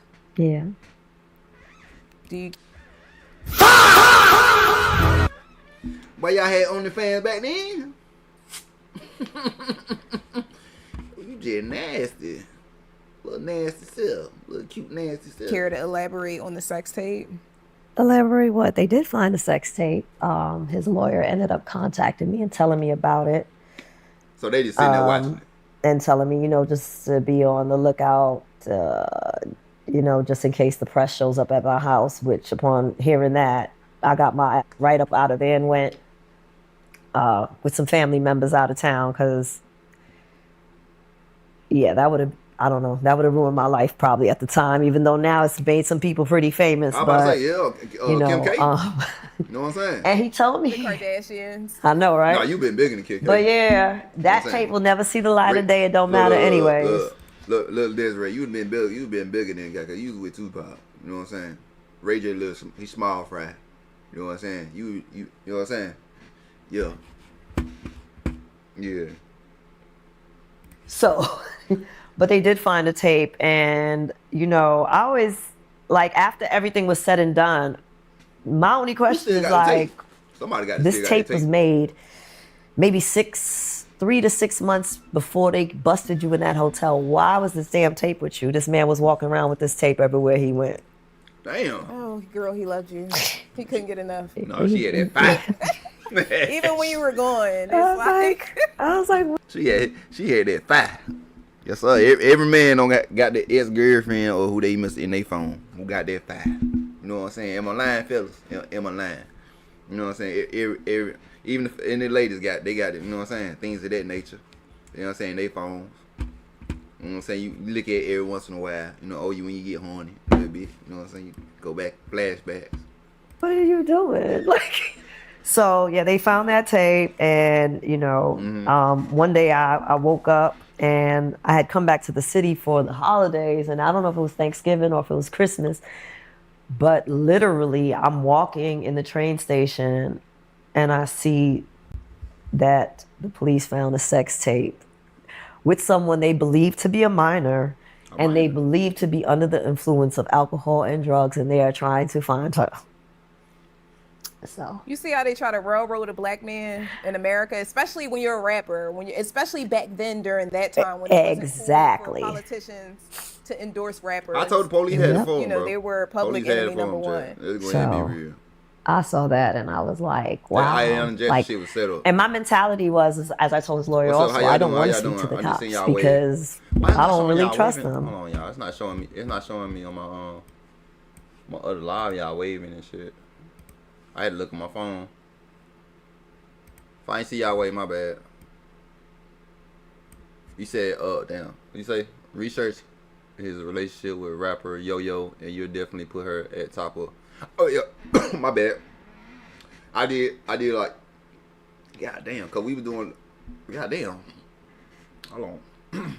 We was doing the Ice Cube versus Tupac yesterday. We did. I'm gonna go back through it though.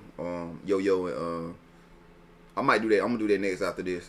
But yeah, we gotta put who we got? We got her, Desiree one. Shit, damn. Left eye, I gotta debunk you because Yo-Yo was up there because she a real one because she came to Tupac. When he was in the hospital and shit, when he got shot for the last time, in Las Vegas, she came through. So they make her a real. She top two. Then we got left eye, Jada Pickens. Shit, you down number 4. She down number 4 right now. Appreciate you saying that, brother. We gonna do that next. We gonna do a little bit more of her talking, then we gonna slide on the Yo-Yo. I feel like I gotta go to the beef though. I'm gonna slide in the beef though. Try to find some way to use this against him and put him into more problems. So, you know, I met with his lawyer at the time. We had a conversation, and I told him I'm gonna just, how you doing? You know, go disappear for a little while. I don't want this type of attention. It's, you know, I would have been so embarrassed. Not now, but then. But yes. So I ain't gonna lie, Desiree. I might go look that shit up. I ain't gonna lie. Fat, don't judge me, man. Don't judge me, bro. Nigga gotta know. That nigga gotta know shit. No, act like I ain't see that Ray J and goddamn Kim Kardashian goddamn tape. No, act like I ain't on one, motherfucker. I ain't on one. Hello, we got this. We can see. We find that shit. That shit probably. That shit probably still on the damn tape.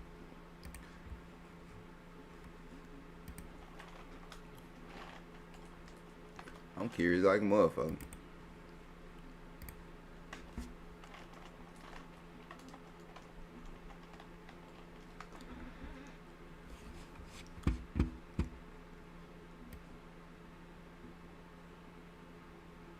I said they got this shit on Twitter. I know you fucking lying. Twitter be telling everything. I should put Twitter. Twitter, you find everything. They probably still on tape now. Ain't nobody upload it. She good. You good? I will check it for you, Desiree. Make sure everything is okay. You know what I'm saying? Things of that nature. You know what I'm saying?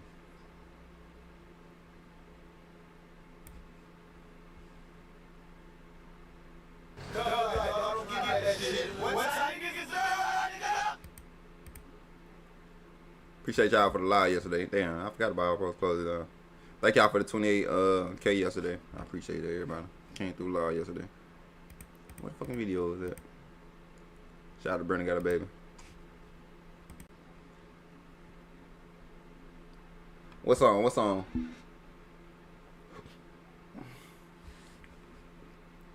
Ever approach you about the tape? Or Never. Never, thank God. I remind y'all of y'all childhood. So during in the precinct, I lived literally 5 blocks away from the precinct that arrested him, the precinct where the tape was. Yeah. I lived right by Midtown North. So. Shit, and you said that the tape will never see the light of day. How do you know that for sure? Well, one, the evidence should be destroyed, but. She crazy. Somebody jacking out to this shit. I think I can't say that. I can say it to you off the record, but I can't say it. Okay. It's not a good look. Oh, come on now. You can't tease her like this. I respect that. Okay, so how did you feel personally at the time when you're reading all these headlines and you're seeing all these media personalities talk about Tupac on TV, you know, and just talk about this story of him being a rapist or an alleged rapist? How did it make you feel as a woman in his life and somebody that knew him personally? I was angry. I and to beat her ass? I still want to beat her ass. No, I'm dead serious. Now. Yeah, we got her at number 1. She number 1 right here. She winning so far. I like her a lot. You know what I'm saying? Yeah. Matter of fact, beat her ass up. You know what I'm saying? I need to get in contact with her.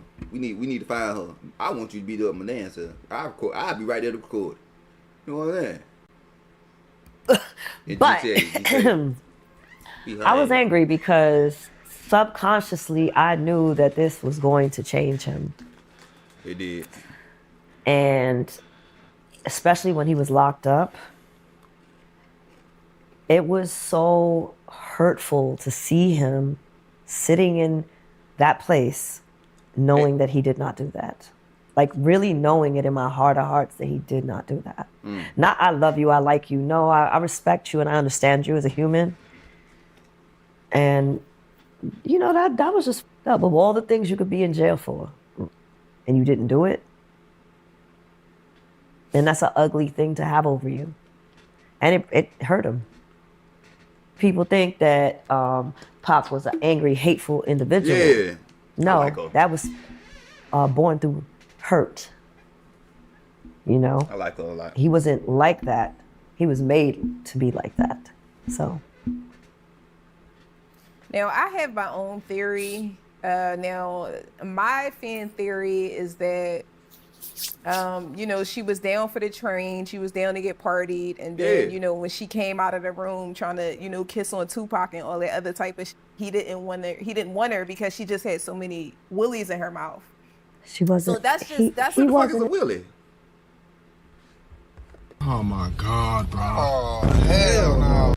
I know I'm getting old and shit now. You know what I'm saying? That what y'all young folk be saying now? Willie in her mouth. It was at this moment that he knew. He fucked up. It was at this moment that he knew. He fucked up.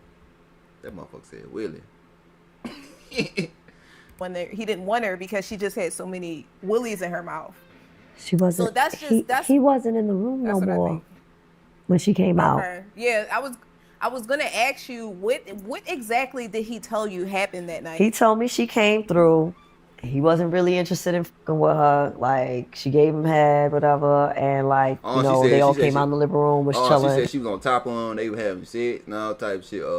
Desiree, that what she said. You know what I mean? Check and vouch for me. That's what she said. She was on top of him. She was she said she was strangling him. I forgot the big word she was using. Said she was tangling him, strangling him. Hold on, we gotta go back. We got fact check. We gotta go back fact. Hold on, fact check.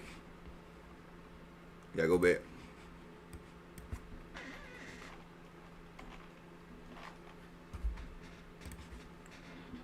Let's go back. Would leave work, get the car, go to the city, and just kind of food. We drank, you know. He's like, relax, baby. And he grabs the back of my head and he wraps his hand around my braids and he turns me toward him and he pulls my head down and I hear people coming in. And at the time I had a black dress on. I had a black, I guess, spandex back then. I had a black spandex dress on. And I'm hearing this noise and I'm hearing these people come in the room. And it's my damn soul. He's like, relax, baby. And I'm like, what? And he's like, relax. And as I go to turn around and look back, because he has his hand in my braids, I can't physically move around. So I'm looking at him while I'm straddling him and I'm straddling. Looking at him face to face. And I'm like, and I hear people talking and I hear. She got that Amazon wig on. Oh, yo, Desiree, she said she was straddling. She was straddling her ass. Oh, we gotta go back to Desiree. Because it was a 1-bedroom suite that they had, and that he stepped out the room, and he just left. Like he went to do something else. I don't know what, and I don't recall, exactly. But he said he left her there, like she was chilling, she was comfortable, she knew them niggas, and he left her. He wasn't trying to chill with her. He wasn't trying to vibe with her. He actually said he wasn't even he wasn't gonna call her ever again. So maybe she felt like she was down and he rejected her maybe, and or it could be another theory too. Could be that the people she was with, I don't know because it's kind of weird. It's like you said these people did things to you and then at the end of the day they all get off with it and he's the only one that gets locked up. Her, so I don't even know if she was just we're gonna put her in the Hall of Fame, or you know what I'm saying, we're gonna invite her into the Thug Life, about Hall of Fame. You know what I'm saying? Another one. Give me a hell yeah. We're gonna invite her. She number one. She win. She number one to me. You know what I'm saying? Yo, I like her. She'll die right. Baby wanna be a thug. That's her right there. You know what I'm saying? Convicted of sex abuse, which was like smacking her ass. Yeah. She sucked his willy on the dance floor. That's what's crazy to me. And goes to jail.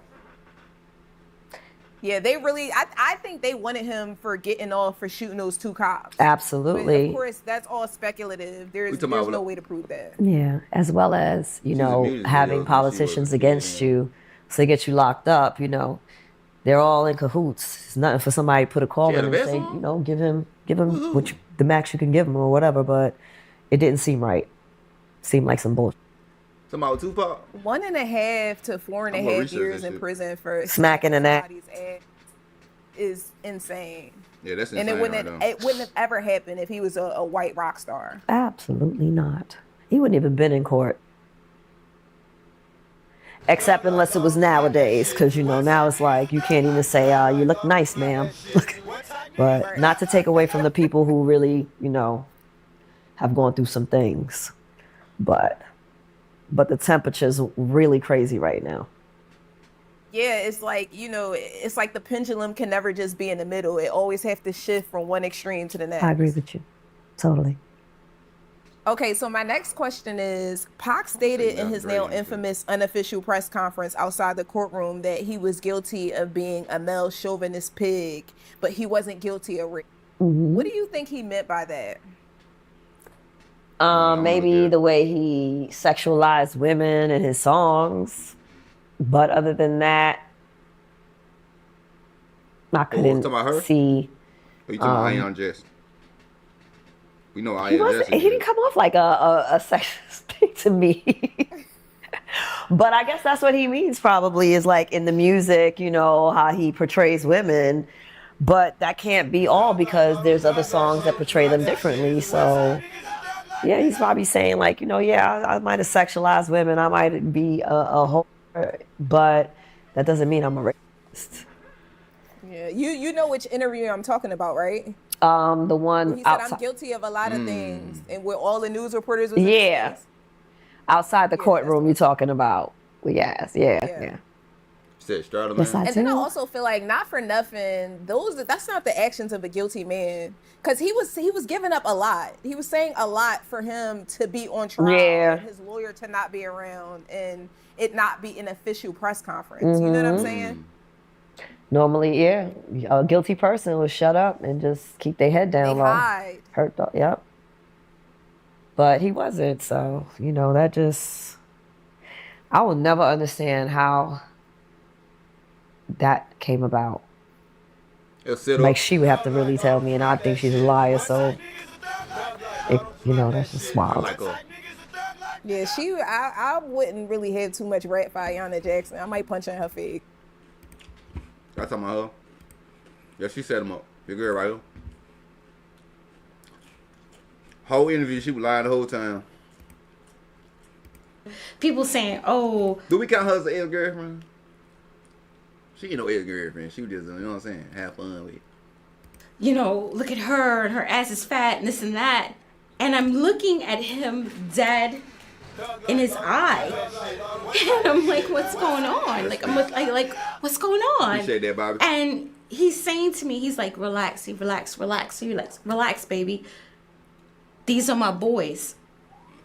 I like you so much, I decided to share you with them."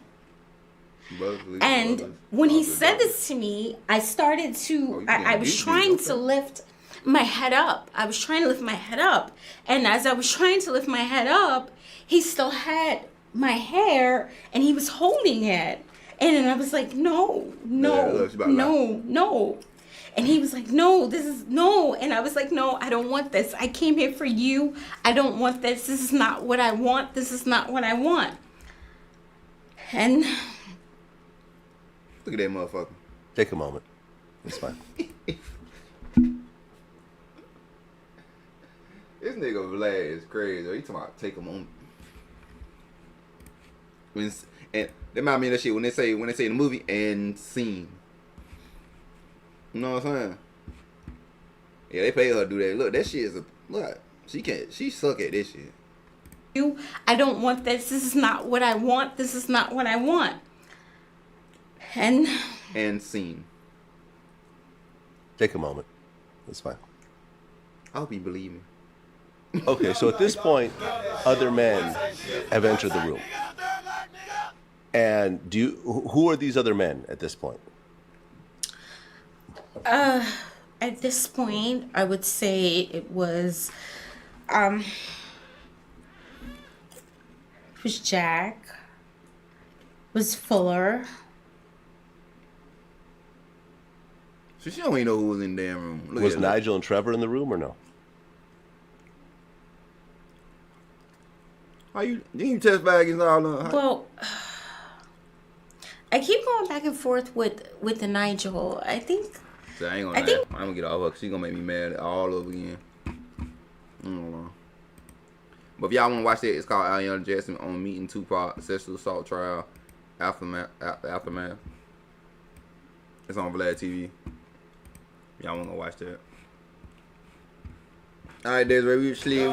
Who y'all said this girl was? What type niggas a thug like, y'all? Forget that shit. What type niggas a thug like, nigga?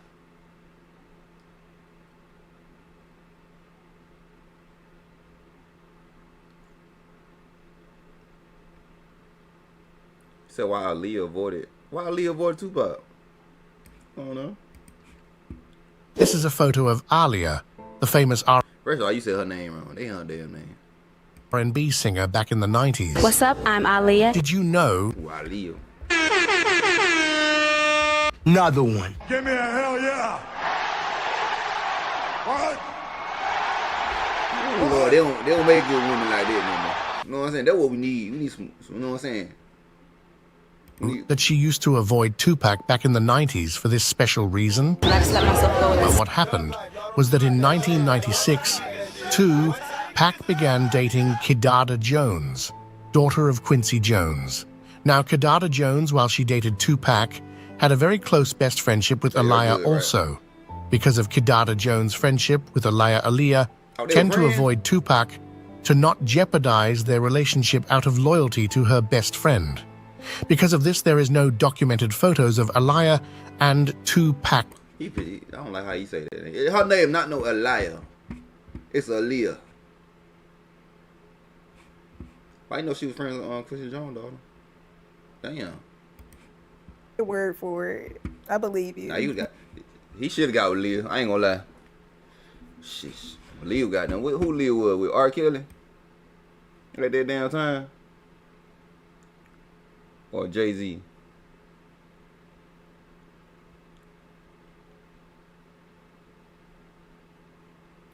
Okay, we see another girl. I don't know who this is. It's another ex-girlfriend? What her name is?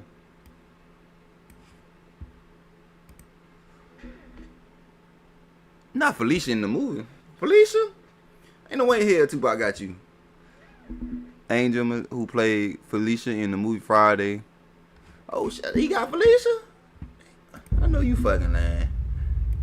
Let me hear this shit. Not Felicia. I remember you telling me a while back that you had a Tupac story that you always wanted to share. And you had 2 interactions with him, right? Tell me about that.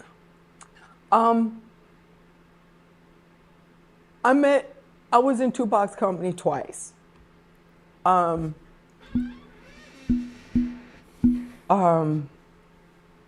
go Jada. And I mean, we were in the same places, but not running in the same circles. So, I mean, I'd be at the same events, be at the same place, but we took a flight together once. And it was weird because I was in first class and he was in coach.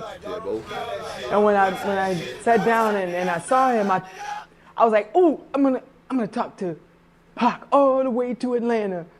And when he kept walking, I was like, "Who the fuck put Pac in economy?" I could have talked to him.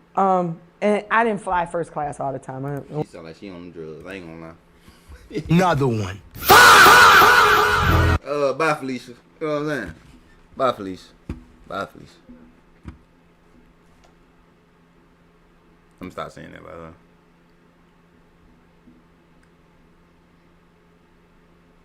We got Tupac prom date. I know you fucking lying.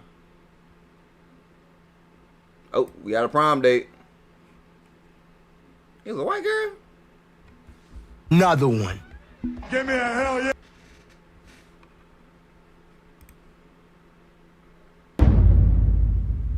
Then get some white girls, you know what I'm saying? For the people that's not familiar with you, introduce yourself to the people. Hello, everybody. I'm Heather G.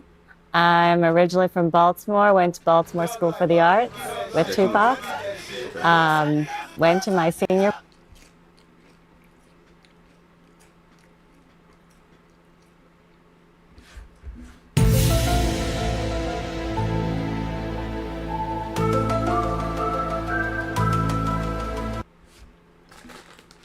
Tupac.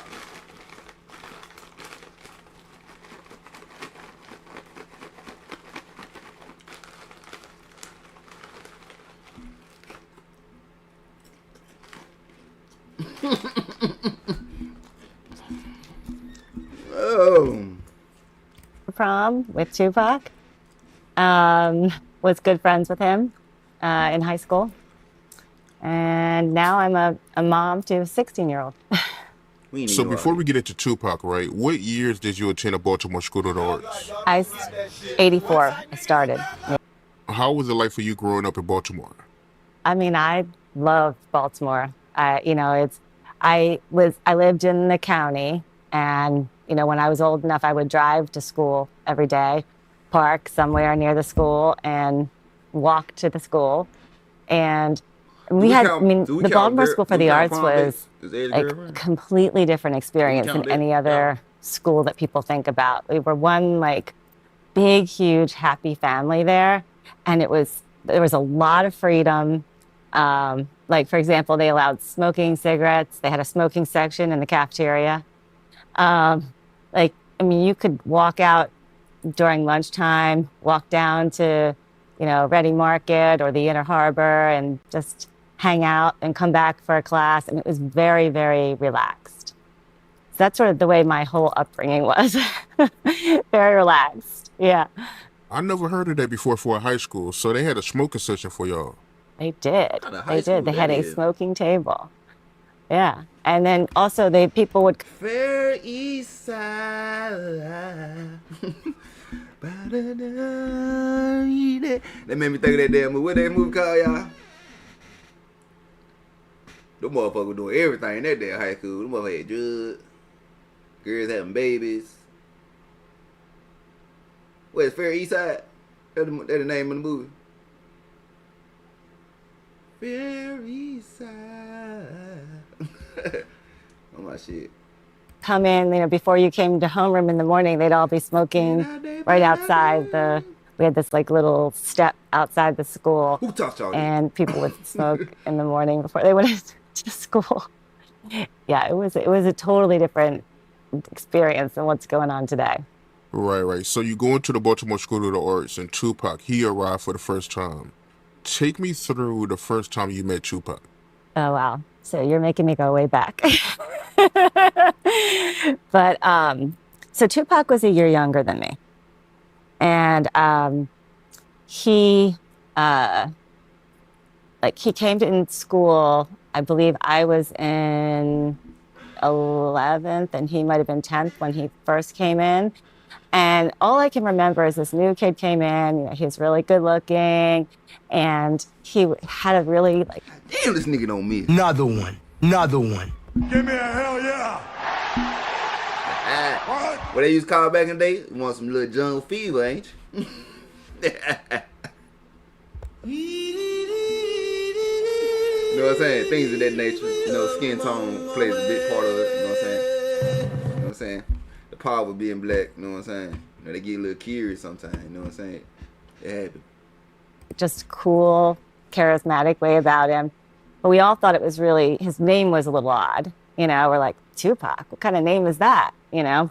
They ain't here right now. But anyway, it was just all of a sudden we're like, you know, got to know him and, you know, he's part of the family and it happened so quickly. I mean, it's just like, that's the way things are at School for the Arts. Everybody's accepting of everybody and everything.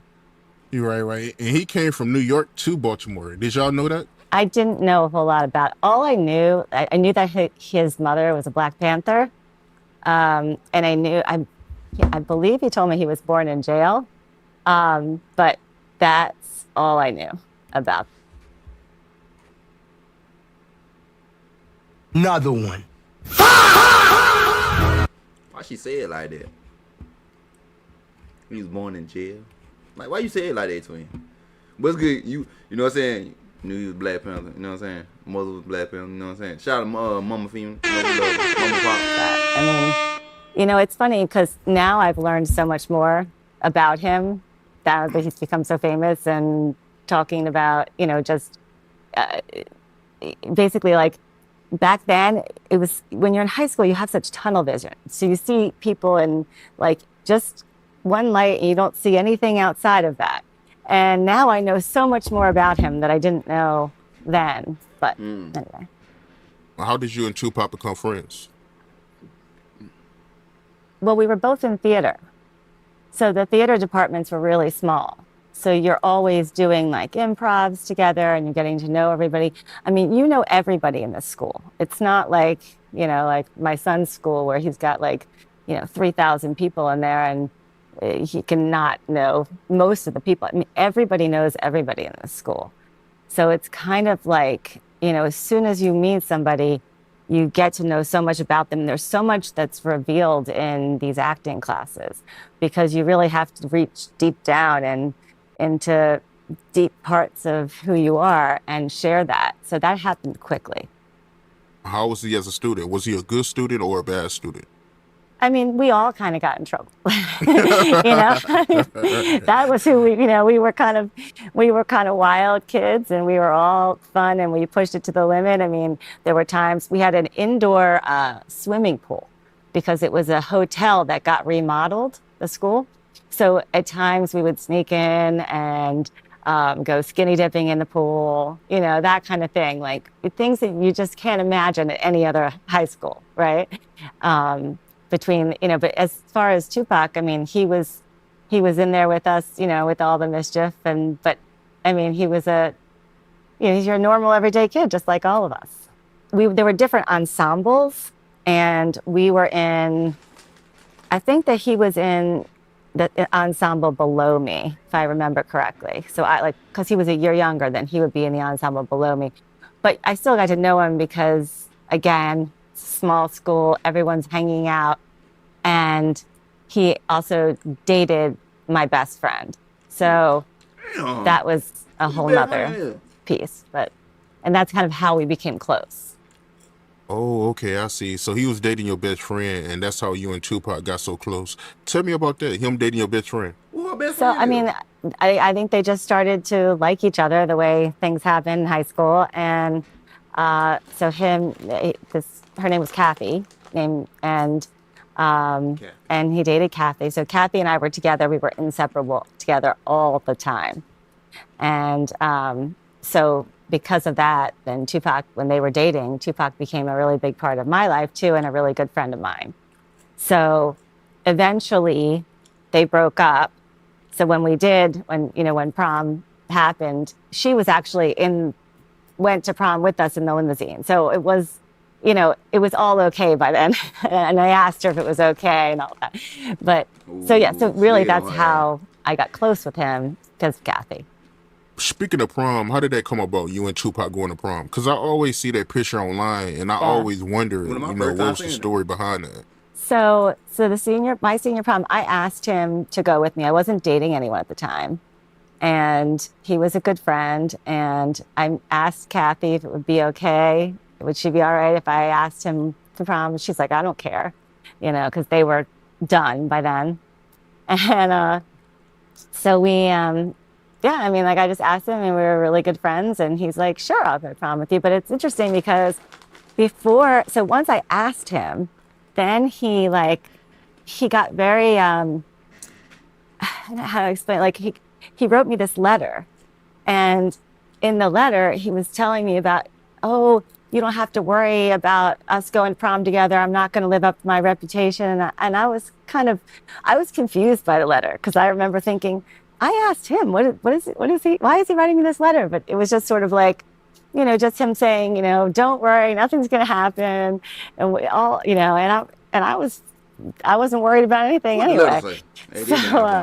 But then, and then he gave me it was my birthday came before prom, and he gave me this birthday card.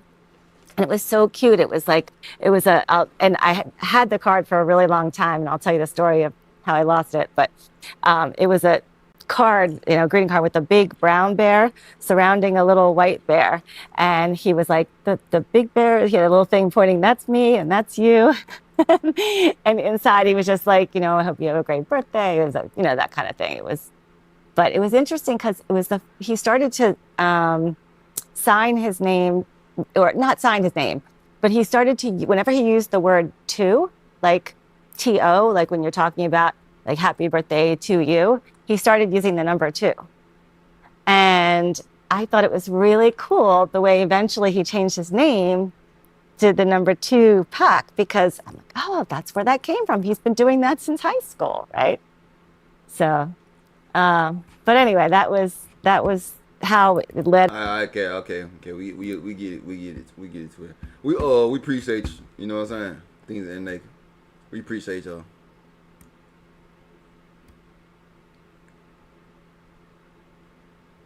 Who both do? Yo-Yo? Alright, Neil, Yo-Yo.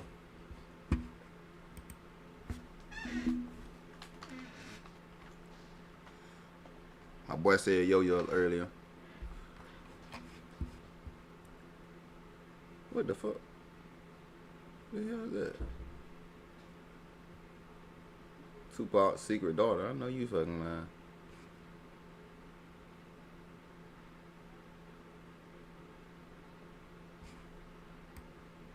don't know to believe that or not, time. I think all these got them. And my raps that I'm rapping to my... Oh, yeah, no, copyright.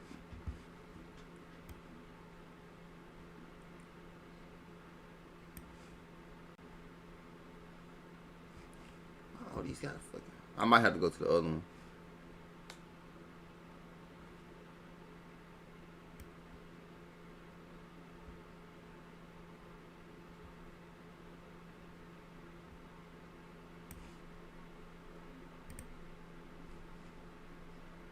For those who don't know.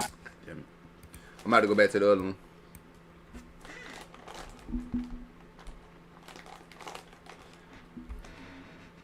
Oh, never mind. Damn, it was right there. Tupac versus find out what the movie was about and didn't like what he was reading. Like a fan almost. And more into a player. It's the song Last Words featuring Ice Cube and Ice-T. There's footage of them together in the studio, hanging out and freestyling. Cube and Ice-T were sitting and relaxing while Pac was standing there like a fan almost. Cause he was super humble and saw Cube and Ice-T almost like older brothers. Cause those two were actually the ones that took West Coast hip hop and gangster rap in general to the next level. The song they did together is extremely underrated and overlooked. They all did a great job lyrically, and Pac was just getting better and better with every album. His friendship with Yo-Yo also turned into a love affair and relationship around that time. They were really close, and there were rumors that Cube had a problem with that. The two appeared together in the music video for Petra's song Romantic Call in 1993. Their love relationship didn't last long as Pac turned more and more into a player. He started dating all of Yo-Yo's female friends. He was very popular with women in general. Back then, he even put out a song called I Get Around in which he's bragging about his sexual conquests. So the relationship with Yo-Yo didn't last and they both decided to go their separate ways. From March 93 to May 94, Pac recorded the group album Thug Life. And then he started to record his next solo project, which was his breakthrough album Me Against the World. On July 14th, 1994, he recorded the song Dear Mama, which is widely regarded as one of his best songs. The original version contained a sample from Ice Cube's song It's a Man's World off his debut album America's Most Wanted, on which he was rapping back and forth with the rapper Yo-Yo. They trade bars and debate the place of women in hip-hop and in the hood. It's an even-handed debate and was definitely a groundbreaking move in the gangster rap scene. Although it didn't necessarily show Cube from his compassionate, caring and tolerant side. He was still playing his gangster role and looked down on women. Kinda like how he wanted the movie Poetic Justice to be. Ice Cube's song wasn't entirely misogynistic. He actually had Yo-Yo on there to go back and forth and to counter all his arguments. He was indirectly uplifting women as well, by giving her a platform. And by making Yo-Yo stand up for all the women and defend them against a gangster like Ice Cube. Tupac used the sample to dedicate an entire song to his mother, while showing love and respect to women in general. This is a man's world, thank you very much. It wouldn't be a damn thing without a woman's touch. I just wrote it down and it came out like tears, you know. And right after I wrote it, I called my mom and I rapped it to her over the phone like live. She was like crying. I was like, that's a hit. Pac used Yo-Yo, who was supposed to be the voice for the women on Ice Cube's track, as a repeated sample next to his own heartfelt and uplifting lyrics, putting as much feeling and emotion into the song as possible. Words that come straight from the heart and paint vivid pictures, thematizing his own insecurities, fears and emotions, even though people labeled him as a cold-blooded thug and gangster, which in most cases is closely related to toxic masculinity, something that people often criticize Cube for, saying that he's incapable of expressing love and emotion as he's stuck in his cold, one-dimensional tough guy role. Cube didn't want to be like Tupac and be a sucker for women. Pac, on the other hand, tried to make... Goddamn Madonna.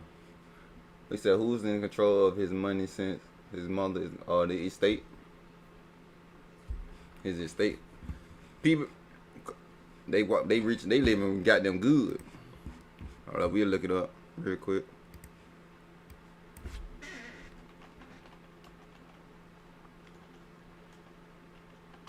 Shit,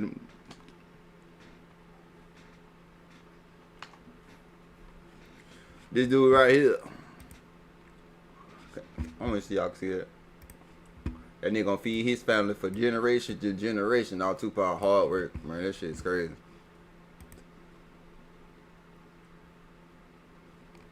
The dude right here, who owns Tupac music right here.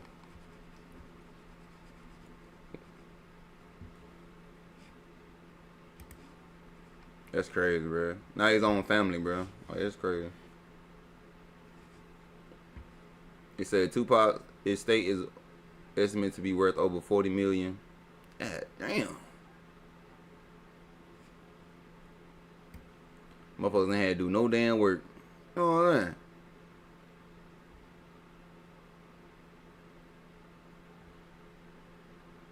Thug life, y'all don't forget that shit. What type niggas a thug life, nigga?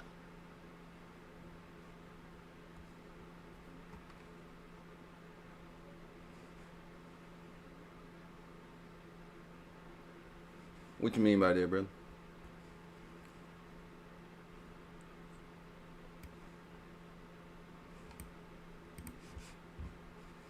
What the fuck? Y'all alright?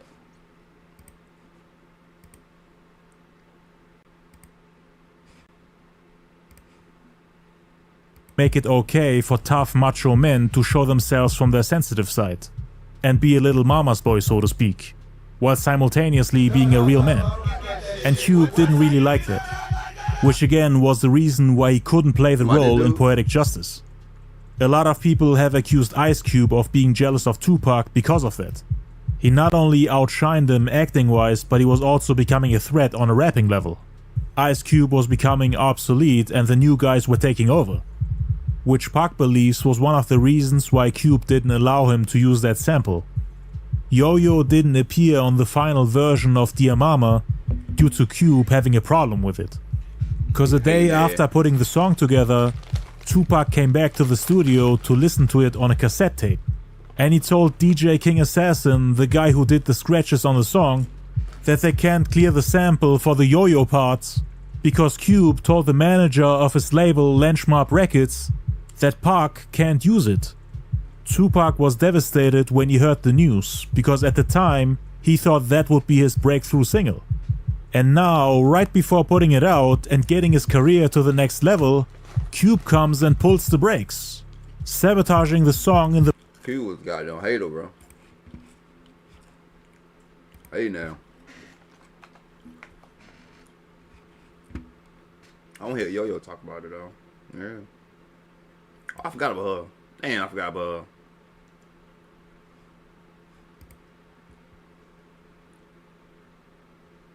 Sense, and he was very intelligent. He stands out as a warrior. He was always... Mary J. I heard Tupac telling your ass up. This first time I hear Mary J. Blige say something about Tupac. I guess... Oh, we gotta start over. The person I knew Tupac as, he was like very intelligent, and to me, like, society and people who always talk bad about him had the wrong vision of what kind of person he really was. I mean, everybody has done crazy things before or get put off in the wrong situations with the wrong type of people and wrong surroundings, but he's not a bad person. To me, I think he had a lot of sense, and he was very intelligent. He stands out as a warrior. He was always, I guess, fighting for a cause of freedom, you know, I guess to get free on the outside, when, you know, in reality, the freedom is inside, and he was just dealing with so much. So, you know, he was just always warring for us and making us understand that he was within the struggle with us. Now we're going to go into a video from the late, great Tupac featuring JoJo and Casey. This song is incredible. Damn. Came out and I still bump it to this day. Shout out to you. But you'll always be here. Check Damn, it that motherfucker fine. Oh, Lord Jesus. Tupac was an old soul. Shout out Jamming. Oh, yeah, I forgot about Jam. He did JJ. Okay, we got Jamming. Jab, I got jumped Jab in number 2. Cause after Tupac got shot, you know what I'm saying? He got out of the hospital and shit the first time. You know what I'm saying? He's with her at the house. She let him come to her gated house. Yeah. So we got Desiree, we got Jasmine.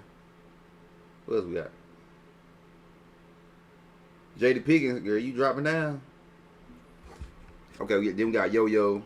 We got Yo-Yo in 3rd. Then we got Jada Pickens. Okay. Oh. An old spiritual soul, knowing things, having the wisdom of someone having been here for 70 years that was shoved into this crazy 17-year-old body. She used to tell me, yeah, but I'm not the typical 23-year-old. And after I knew him for 2 or 3 years, he used to say, put that in the legacy. Write that down in the legacy. And I thought, boy, this ain't no legacy. And it was.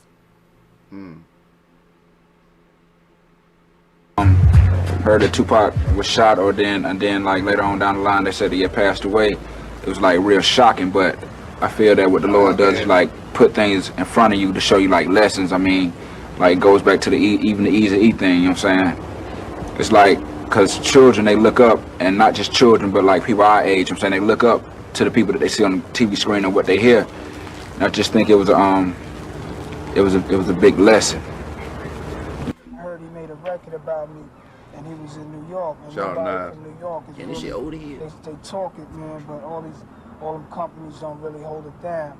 And what happened was, you know what I mean, he was in my town, so, you know, me and my crew was there, so we stepped to them, him and Suge, and, you know, we wanted them to tell us what was up, you know what I mean? Because we like this guy's music, but he can't be in my town dissing me. Right. So what happened was we went to him and stepped to him, and the brother was like, nah, I'm from New York, man, me and you, Nas, we like this, don't hell no. Somebody lying.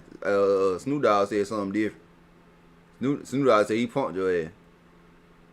You know what I'm saying? You know what I'm saying? Hold on now. And you don't jump to the 9. Hold on now. Before you tell your stuff, we got here two Snoop Dogg's. See, you know what I'm saying? We got hold on now. Somebody lying.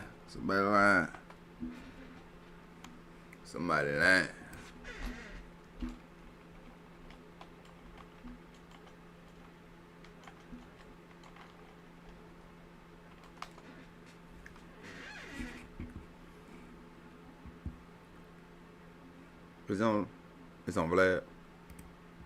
Like when you look at in NWA, I just crowned Tupac. I sent him in with the speech. Yes, it was beautiful. So we had him on steroids on death row. That's true. On a conversation, but to scare motherfuckers and to be Godzilla and King Kong, eventually, David gonna run up on Goliath, and that's what happened.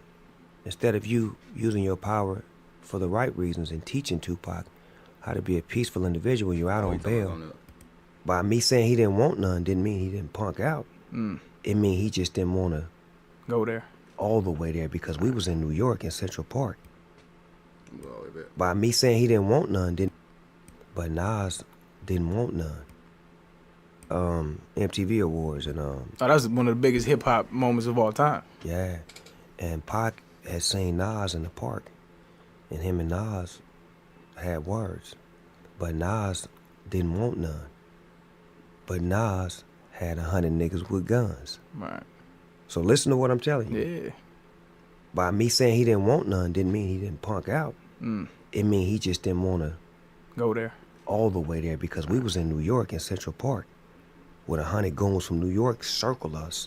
He always scared me. I did because I got a gangbang mentality. I seen when niggas start circling and putting their hands in their pockets while Pac is in this nigga ear telling him, nigga, I made a song, nigga, dissing you, Jay-Z, Biggie, and nigga, and motherfucker. And I ain't got no problem with you, Pac. All right, nigga, well, if you ain't got no problems with me, nigga, when this song come out, you better not say a motherfucking word. I love you, Pac. Shook the nigga hand. Damn. That's a real one. That's why I love Nas to this day. That's a real one. And Pac walked off. To me, he's like, yeah, nigga, and whooped you. I'm like, all right. so nigga, you have no idea. No. No clue. That's insane. It show that nigga who. Soon now, you do. Oh, Lord. I don't know what to say about y'all, man. I thought you was a hardcore gangster, my boy. Thug life, y'all don't forget that shit. What type life, y'all don't forget that shit. What type nigga is the thug life, nigga? That was a mess. That's crazy. Alright, we just seen what Snoop Dogg said. We gotta see what Nas said. Cause we're going on about. Man, but all them companies don't really hold it down. Damn, I wish I could And what turn it up. happened was, you know what I mean, he was in my town, so, you know, me and my crew was there, so we stepped to them, him and Suge, and, you know, we wanted them to tell us what was up, you know what I mean? Because we like this guy's music, but he can't be in my town dissing me. Right. So what happened was we went to him and stepped to him, and the brother was like, nah, I'm from New York, man, me and you, Nas, we like this, don't never let nothing come between us. And he told me that I'm gonna hear a lot of things that he said about me, and he's gonna hear a lot of things that I said about him, but put it past us, and we powerful people, and let's move ahead. And we shook hands and said we'll talk on a later note. 3 days later, he was gone, and we never got a chance to really talk. When you think the end could be near, you gonna want the people, you gonna want the world to know. That's rich. You got that damn copyright ass music. He mean to me. It was a little weird being in the presence of Tupac, and we're very similar. Similar to the point where we almost clashed. About Tupac. Both Geminis, and it was almost like 4 people being in a room. You know, and I don't know if this has any significance, but I was born on an odd day, the 27th, and he was born on the 16th, which equals to 7 and 9 day, and we were odd. It's very odd when we were together. I'll be missed, you know what I'm saying, his music. I mean, the way I knew him, he was a sentimental cat. You know what I'm saying? He wasn't as hardline as everybody presented him. I was very saddened, truthfully, at the tragic and senseless loss of such a multi-talented young man. I got a chance to go to his house a few months before he passed on, and it was weird. It was a very weird experience because everything that was in my cabinets was in his cabinet. Damn, that's crazy. It's down to the seasonings in the kitchen, you know, the types of food that we ate, the pot set, the chairs that we sat in. My bad, left eye. Now you just got me wondering shit. You been saying y'all odd and shit, so I gotta look up something real quick.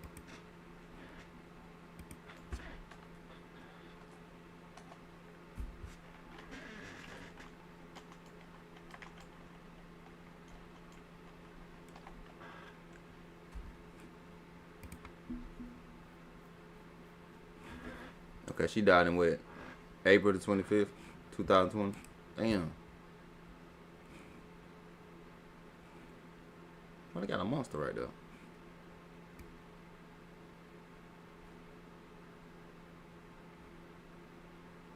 Damn, left eye.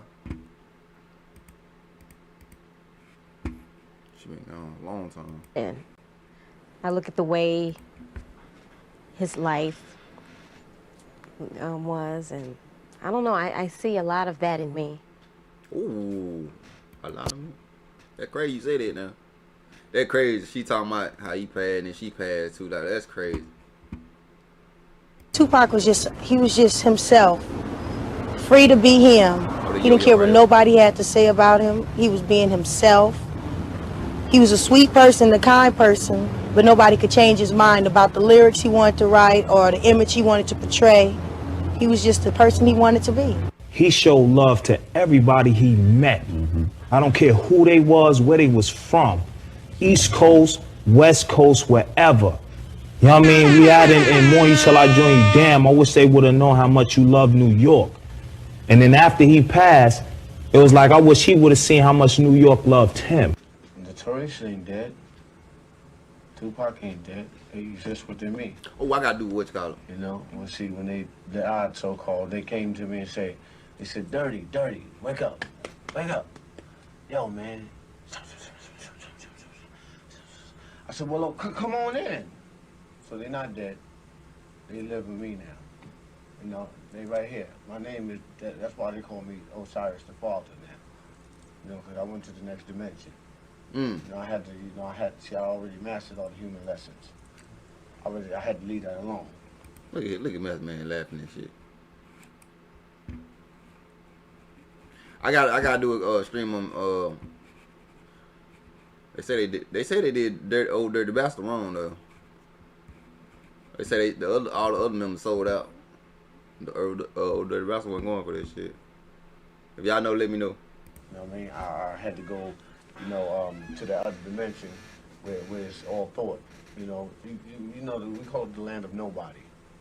You know, so Tupac is right here, and Big Small's right here. They're just on my shoulders. You just gotta see them. They're there. Do you think that those kinds of killings will go on? Well, if it does, then it does. Hey, that's life. See, life and death is the same. Them killings been going on since day one. It's just people ain't recognize it till it happened to somebody famous, you know? We've been crying out since fucking day one, man. Somebody famous. Come on, man. Not You know what I'm saying? Word. Who else? You want me to name about 1,000 of them? Jesus? Come on, man. My man Case. Ain't nobody cry when my man got blamed. You know what I'm saying? It's like, it goes on and on. You know how many Biggie Smalls and Tupacs there is out there, man? That fell victim. You know? We was brought up in a system that didn't give a fuck about us. That's why we live in the conditions that we live in. And then as we get older, it's like our black sisters get a better chance than we do. And my people, because they're so threatened by us, man. I'm not crazy at all, okay? Everybody always saying that Dirty is crazy. Dirty is not crazy at all.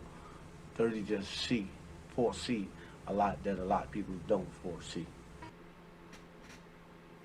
We met at Baltimore School of the Arts.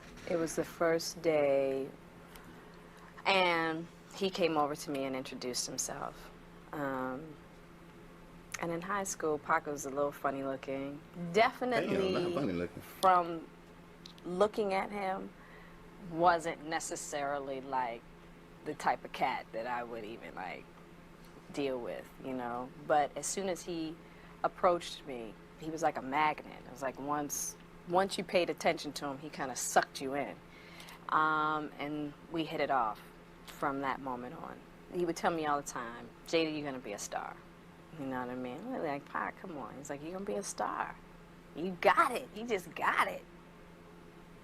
I don't think either one of us really thought that we would have made it in the way that we did. But we knew we were gonna do something.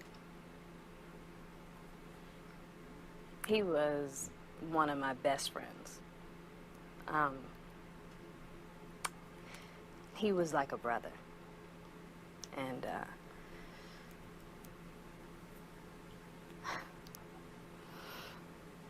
sorry.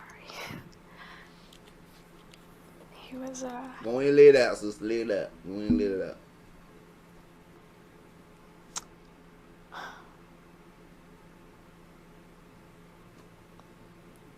I mean, it was beyond friendship for us, you know, as far as just,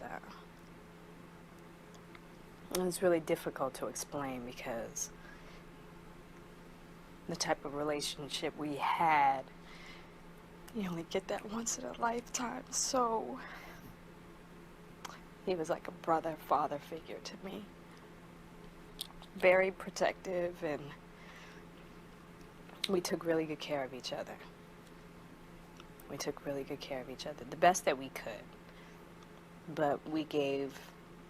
Thug life, y'all don't forget that shit. What type that shit? What type niggas We gave each other a lot. Won't crying while she was a side piece? Love that, bro. Tupac loved me, I love him. You'd ask Tupac that question. People to break Hollywood and do movies and whatever, sell 5 million records. It's hard for rap artists to do that, especially with it being his 3rd or 4th album. I think it's his 3rd album. But what I'm saying, it's hard to do your 3rd album, sell 5 million joints. If you in this rap game, you know what I'm talking about. You understand what I'm saying? And it's hard to get into movies and be a good actor at this. You know what I'm saying? I just think overall we lost one of the best artists in this little rap game it is. Another one. She said our friendship was on a goddamn another level. That was goddamn got me right up. Oh yeah. Oh yeah. Girl tell you that? She probably don't tell him to his face. Nah, boy. Yeah, you need to leave her.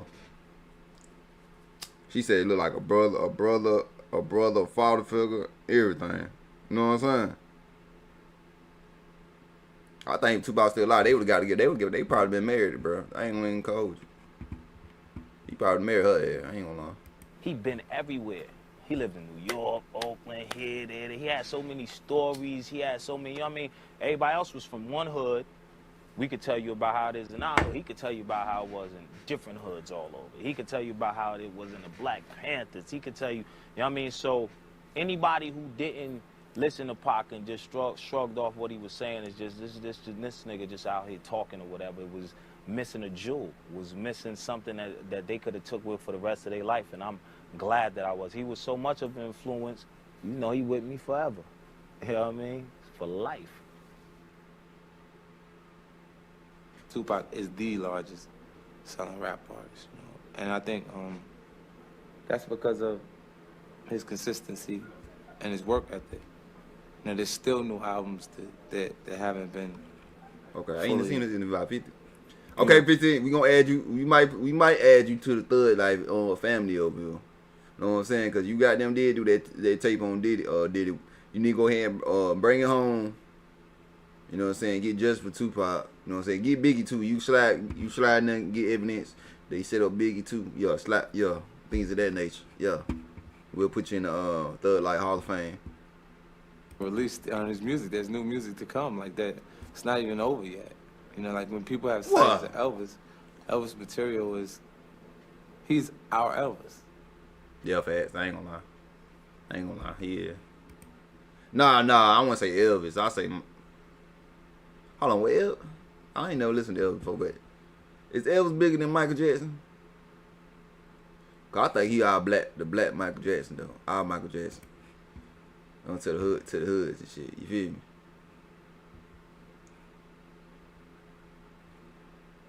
Ooh, we got Mama Pop. Oh, fuck me up.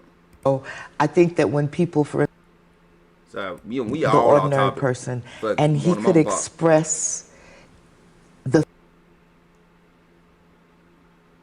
extraordinary human. Shout out to Mama Pop, man. Another we love one. you, Mama Give Pop. me a hell yeah. What? My first time I see her like in her interviews and shit. Human being who was actually quite ordinary, but he was extraordinary in that he felt other people, especially I think young people, he felt them maybe a little bit more than the ordinary person, and he could express the feeling of other people for them. So I think that when people, for instance, listen to Tupac's music, they always feel that he said something that, God, I wish I had said it, or I want to say that. That's how I feel, you know.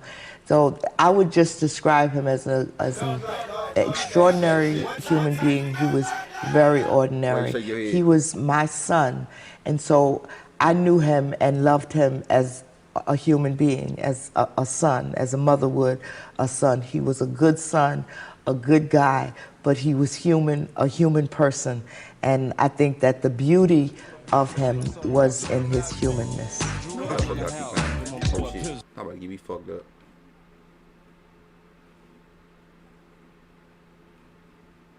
It's okay, they asking questions. What would Tupac's message be to the fans according to 9/11 or the wars in Afghanistan and Iraq? Ooh. They got money for war. What do you say? They got money for war, but can't feed the poor. I said, no, yeah, I know how you said it. Got money for wars, but can't feed the poor. Okay. I think it's, you mentioned September 11th. What affects me the most is the thing that happened the closest to when he died. Princess Diana was killed right after. And a huge school massacre happened at Columbine in this country.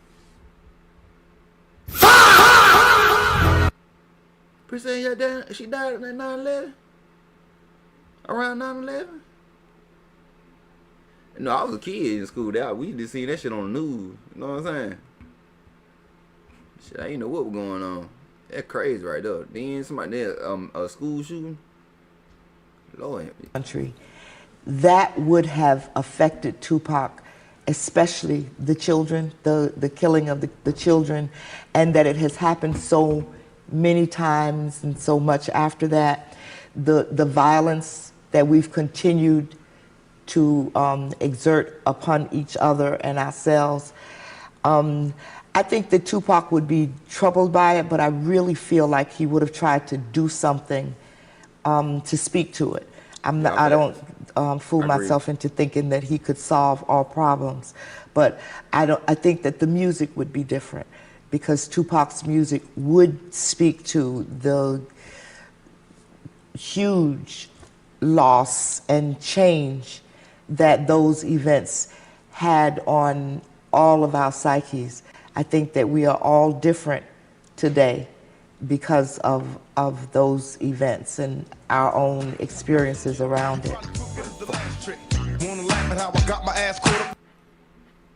Okay, how would you as a mother like your son who was a poet, a musician, an artist, and a leader to be remembered? I don't know, they keep playing the copyright music. Damn. So much for all of those descriptions, because when my son died in 1996, people were trying to remember him differently. And the fact that time has molded him to be all of those things that you say, rather than the negative, small things that some people wanted to portray him as. I don't think that I could ask for anything better than that. I always wanted people to understand that Tupac was an artist. Facts. And I always wanted them to appreciate him as an artist, as a true artist, and to appreciate all of his work rather than to pick and choose lines from somebody's work that was so massive. And sometimes people choose one sentence and they want to define his body of work. So I think the most important thing for me is that people today view him as an artist, as a complete artist, and as a humanitarian, and as a person who felt other people's pain. That, as a mother, I don't think that I could ask for anything more. I really feel blessed about the way that people accept, understand, appreciate, and love my son. I feel blessed by it. It's a gift, and I do not take it for granted or lightly. I think that it's a gift that, meaning no disrespect to any mother, but I have this gift. Many mothers have lost their children. Not many mothers have lost their children physically and been able to have their children still before them in so many ways. I actually can hear my son's laugh almost any time I want to. Lots of mothers, you know, don't have that gift. So I take it very specially. I understand that I have a gift that other people don't have, and I appreciate it. And I respect other mothers and fathers who don't have that, because death is a very funny thing. It's very sometimes easy for us to remember someone's eyes, or, you know, even the way they made you feel. But sometimes the years can make the sound of their voice kind of disappear or become fainter. So I just feel blessed that if I want to see my son, I can see him. I can see him walking. I can see him laughing. I can hear his laugh. I can hear his silliness. I could see the awkwardness, you know. I could see the imperfections of my son, rather than having to remember him as a mold from somewhere deep within my subconscious. Give me a hell yeah! What? Yeah. What? Mama Pop, know you ain't here with us today. May you rest in peace. Rest in peace, Tupac. We are blessed. I do appreciate Tupac. That I got to know him. Oh, I didn't get to physically know him, but growing up, you know, my father was very influenced by Tupac. You know what I'm saying? That made me get into his music and stuff, things of that nature now. And I'm thankful for him for helping grow my YouTube channel and bringing everybody, all Tupac fans, to my channel. We all come together and celebrate his music together and things of that nature. So yeah, I think he was a prophet. The way his mama talk, I think they were prophets or something. I believe that shit in my heart, bro. The whole time she was talking, I was on the spiritual level twin. You know what I'm saying? Based on lies we live in, scandalous times. What's your favorite song and why? Ever answered that, because Tupac's music, look, it was so different.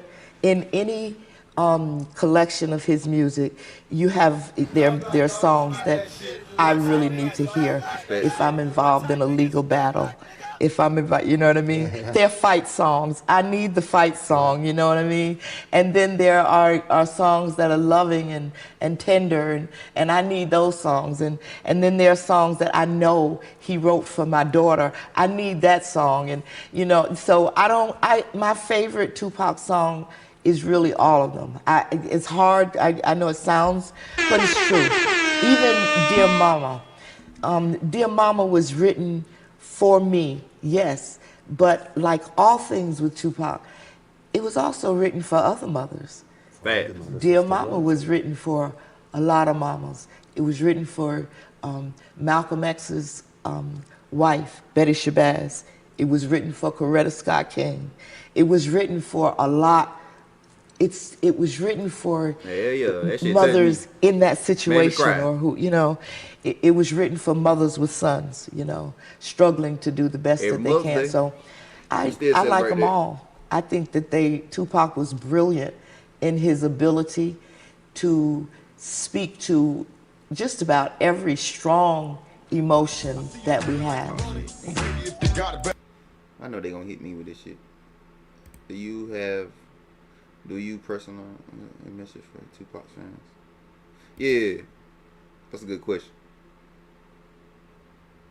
Message for Tupac fans would be for them to live brightly, strongly, out loud, to sing, to write, to dance, to play, to create music, to create plays, to create poetry, to live, to act as though life is so precious that if you don't get this line down right now, you know, the world is going to end. I want his fans to live giving us everything that they have, because I sincerely believe that those young people and other people who want for freedom and justice in the world, that they will be able to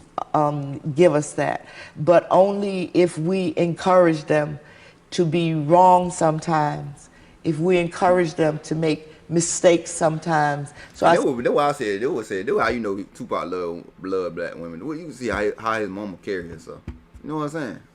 She got me drawn in, twin. Like, you know what I'm saying? I can see him having the effect. When other people be talking about and Tupac, how he had the effect on them and shit, I can believe that shit. You feel me? Like, you just meet him in person. Cause by her this interview, she got me drawn in. Like, you know what I'm saying? I don't know how to explain it, but like, I'm connected with her. Yeah, you know what I'm saying? Say live out loud. I say it because I want them to live, and I want them to make mistakes out loud and to not apologize for their mistakes, but to look at them and say, how can I do it better the next time? Always knowing that there is another next time, you know? That's what I would like for them to do. saying you ain't impressed. Thug life, y'all don't forget that shit. What type nigga is a thug life, nigga? Thug life, y'all don't forget that shit. What's up, Till? How you doing? Thug life, nigga? What's your We'll ask another question. Ooh, good question. Who this guy to Clear, appreciate you subscribe to the channel. Another one. Okay, this is the next question, y'all. Did you ever think about the song Changes during presidential campaign? Ooh. I see no change. I love changes now. Yeah, damn. I want to everywhere to see that we go. Absolutely did think of it then, and I think of it now. And I believe that when Tupac said that, he was completely right. I actually think he's still right. Yeah, because he's still right. I personally believe that we are not ready to have a black president. And the way that we know that is by how many times people question that man's word on his religion or his state of origin. You know, that shows you that literally people are not ready to accept him as that. Bro. The best thing, however, is that God has given us one anyway. And so we get to prepare ourselves for what I believe, and my hope would be we can have other black presidents, and also yellow ones and brown ones and red ones, and you know, I think that it's good to look at it like that. But I think that basically Tupac's words were right about right, you know, and I think we could see it clearly during the election. Yeah, I think that song Change still stands to this day. We still see no change. Still, you know what I'm saying? Racial profiling still going on. Police brutality still going on. You know what I'm saying? Things in the schools they be doing, I don't see no change. Black people versus black people, you know what I'm saying? Killing each other, it's still the same. Gangs, all types of shit. So I think it's ahead of the time. Will it ever come to the end? Who knows? What would Tupac have to say about Barack Obama? Ooh, good question. Another one. Good question. Oh yeah, we don't stone on something. Oh, they part one? Oh yeah, I gotta do it. Yeah. This is my first time seeing her in interviews, y'all. Just talking. Come on with the copyright. Tupac would sending a letter, here's a song, Letter to the President. I think that Tupac would send that same letter to the president. Because it's a song? Here's the thing about Tupac, is that Tupac didn't really judge you on your color. That was cute. But integrity was very important to him, and keeping your word and doing things like that. So I believe that Tupac would have asked the same of President Barack Obama as he asked of President Clinton and President Bush before him, yeah. And when we look at the fact that, which is one of the reasons why we still have our center, our young people are dying in more ways than I want to count. As long as that's happening, as long as young girls are not safe to walk the streets, as long as our communities are not safe havens for our families, then I think that Tupac would have been writing about these things, same thing. I think he would have been trying to get an audience with the president to give the president a piece of his mind. I certainly do. Tupac didn't mind that. Shout him out. Another one. Give me a hell yeah. You can feel that damn Black Panther in, boy. You know what I'm saying? Made me want to stand over something right now, twin. I ain't bullshit. With y'all, chat. We gonna got an all off track. Okay, see, that's part one. I'm gonna do a future stream with just Mama Pop.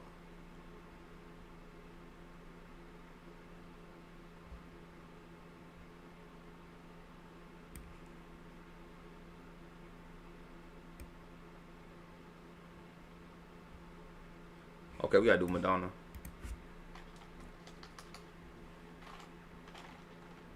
Don't give that shit. What type Hold on, I gotta see what kind of emoji that is.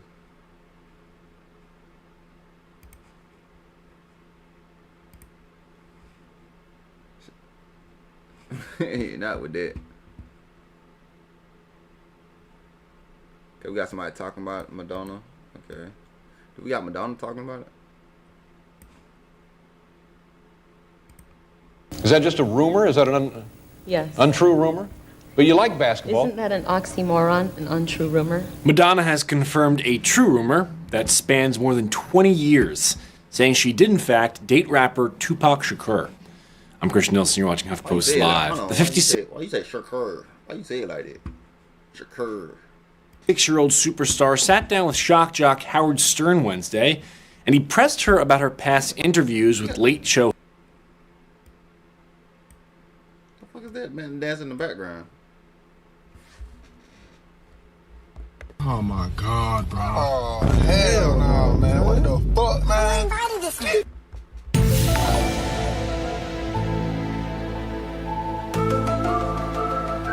Yeah, Madonna, we know you down with them boys. You know what I'm saying? We know you down with them. You know what I'm saying? We ain't gonna act like we don't know what that mean, but sauce up. Appreciate you, twin. Give me a hell yeah. Appreciate you subscribing to the channel, bro. These motherfuckers ain't even hiding that shit no more. About her past interviews with Late Show host David Letterman.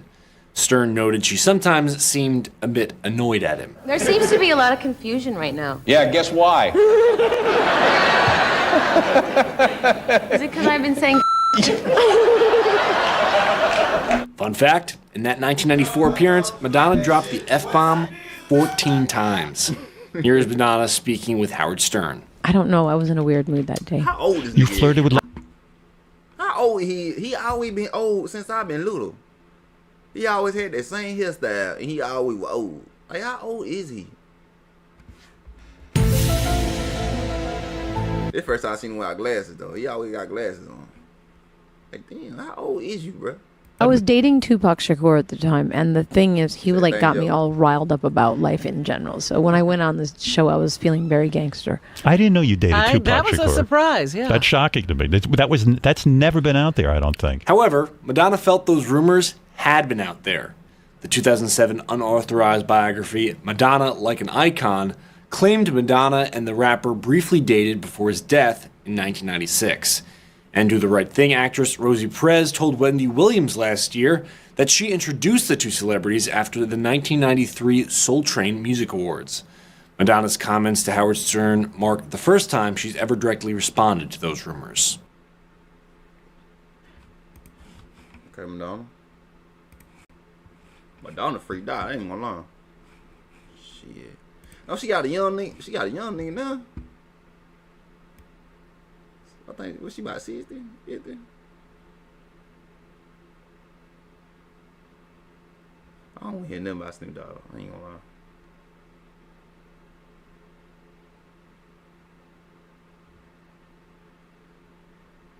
I want to hear Tupac talk about it though. I know this copyrighted. Fuck, bro. Copyright just be.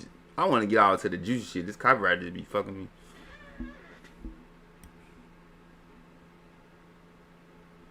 How do you want a video? Why she cry? Who was held the Honda?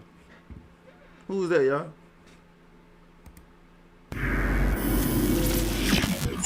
How do you want it?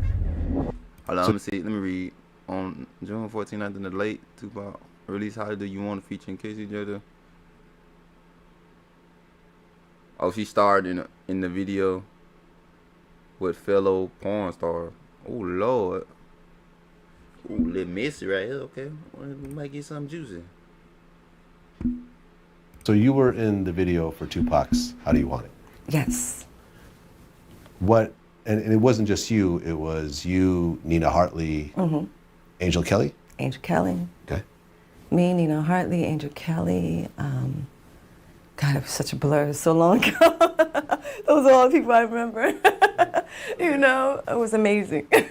Okay. And this was, you know, when Tupac was with Death Row. Right. At his height, pretty much. You know, this was off All Eyes on Me. Right. So how did you and the other girls get in that video? So funny. You know, all these years, I really don't talk much about Tupac. I mean, that was a dear friend of mine. I get kind of, you know, it's happening again. I get kind of choked up. That boy got that fit on you, boy. I can at least say, because I'm such a private person, you know what I mean? I can at least say that he contacted me and he wanted me to be in his video. You know what I mean? He was like, please come out to LA. You know, he really wanted me to come back to LA for good because I was back in New York. And he had all these dreams of things that he was planning to do, you know?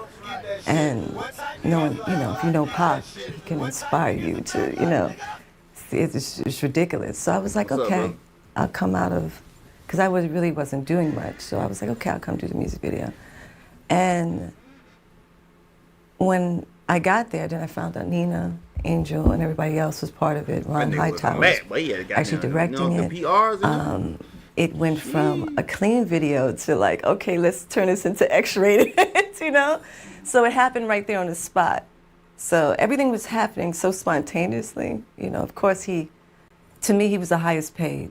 That was the highest paid man that paid us, you know, in music video history at that time. Yeah. I mean, he tripled our salary at that moment. Do you remember how much you got paid? I'm not going to say. It was nice though. I'm not going to say. But it was incredible. All I remember. Oh my God, bro. Oh, hell no, man. What the fuck, man? Got paid some good money. You say I feel bad for Will Smith? Goddamn simp. Hello. Jada said he touched a soul. Poor little Will Smith. Shit, he better than me. I would've goddamn divorced her and moved the fuck on my life. Crazy head. It was a lot of champagne, and it was just like a fantasy. It was really everything that you could imagine, at least the things that I create, you know, on my everyday, you know, fantasies, you know. Your fantasies. It was amazing. Nasty. Right, and Jodeci is on that song also. Yes. Right? What name? I'm gonna look her ass up when I get off stream. I ain't gonna lie to you, twin. Heather Hunter. Okay, is it?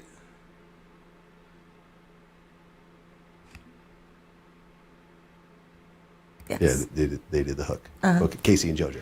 Casey and JoJo. Best singers. I don't give a damn. Nobody say they can out-sing R. Kelly. I don't care you guys do the say. video, Nobody say. and originally it was supposed to be just a regular video, and then it turns into an X-rated. Well, I guess an R-rated. R-rated. R-rated. Yeah, it turned into R-rated. Yeah. Sex going on. There was an interview with Nina Hartley. Right. Well, I guess an interview or a statement or something like that, and she said the best part of doing the How Do You Want It video was the private party I had with Tupac, Heather, and Angel Kelly after the last day of shooting. Yeah, it was a nice party.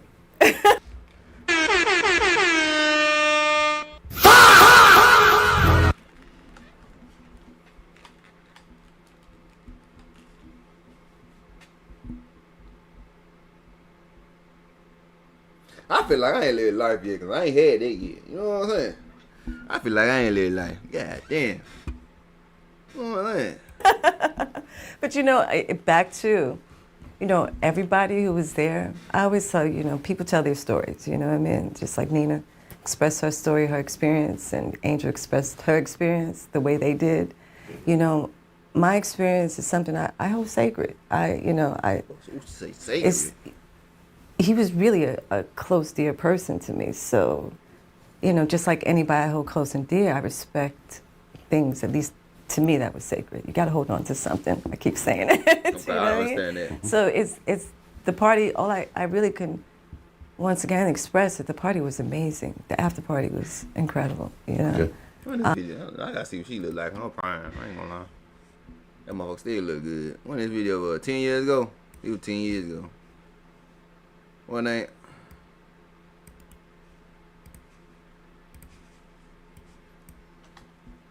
What she look like in her prime?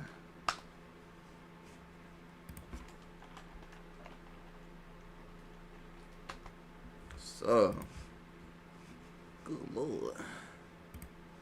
Oh, that's her. Okay, I seen this picture. Oh, that's why she say sacred. Ooh, some sacred shit on there. What's up?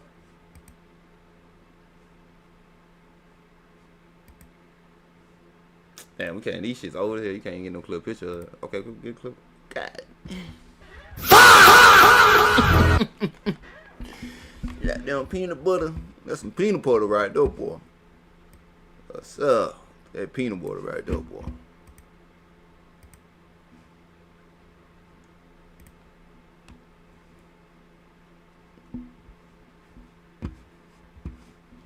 Kind of a little flat back there. I can work with it though. I can work with it, twin. You know what I'm saying? I do something with it. Yep. Damn, she still look like that though.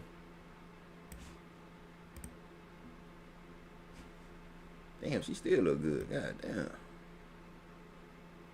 Oh, recipes. What her name? Lori. That's the girl from Family Matters. Damn, recipes to her. I didn't know she died.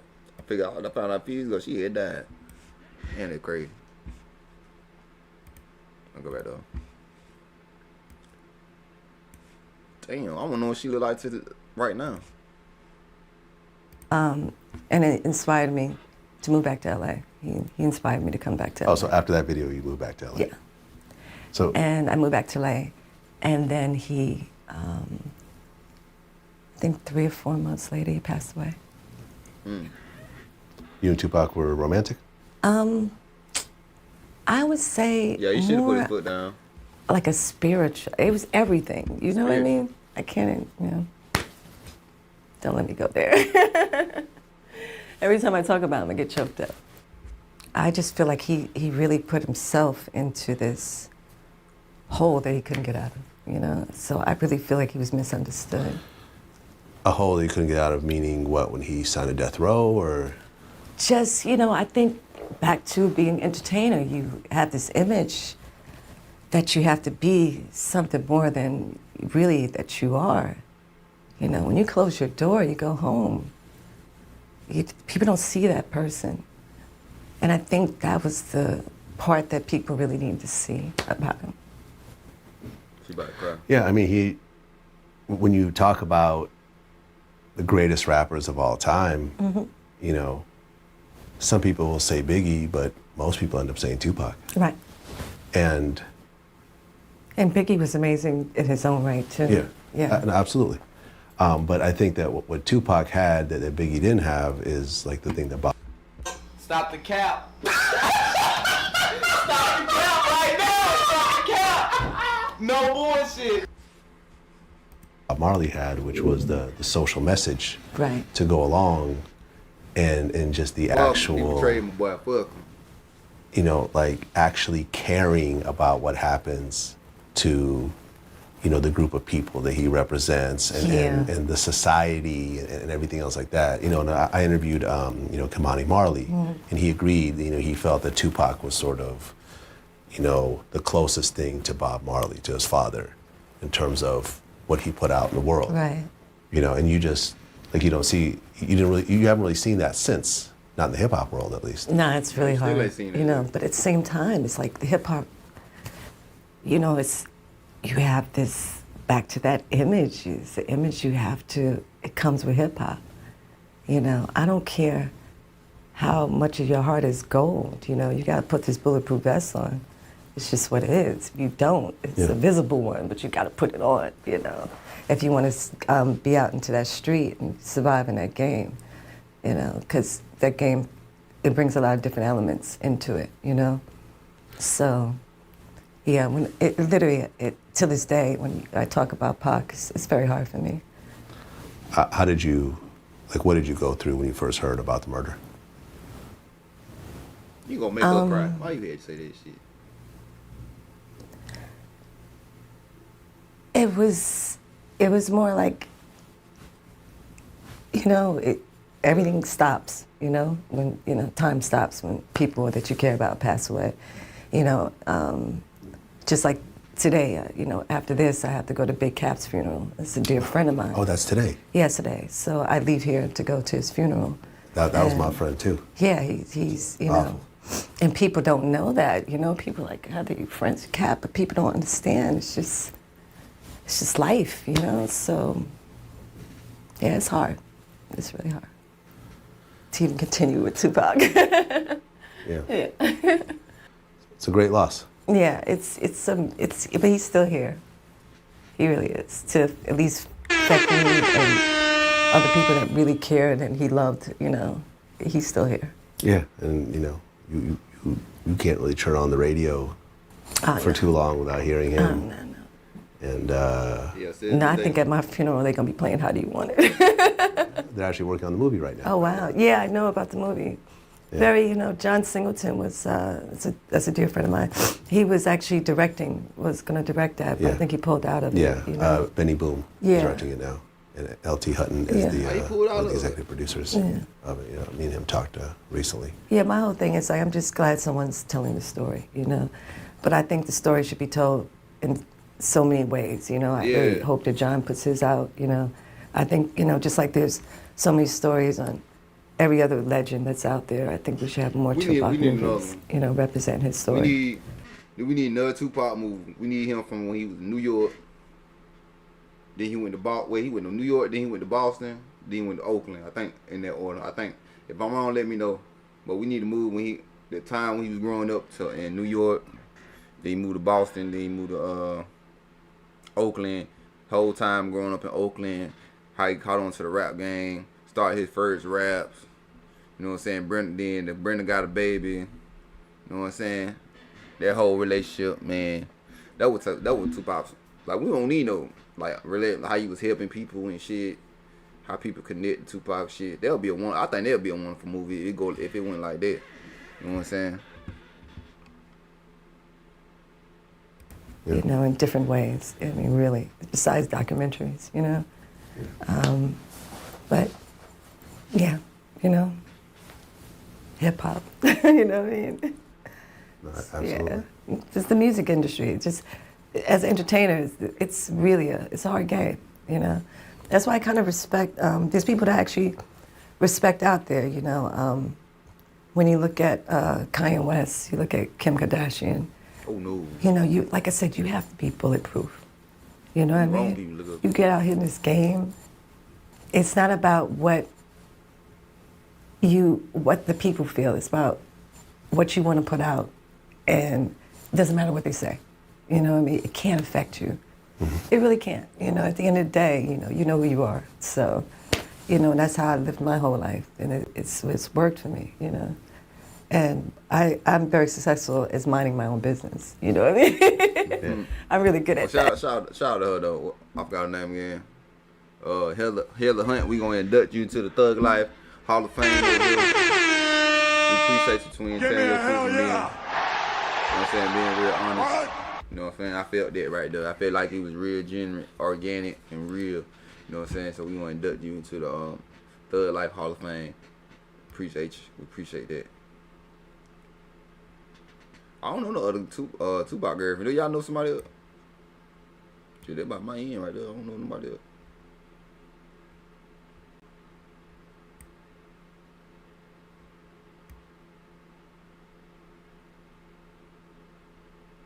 He broke up Madonna over race?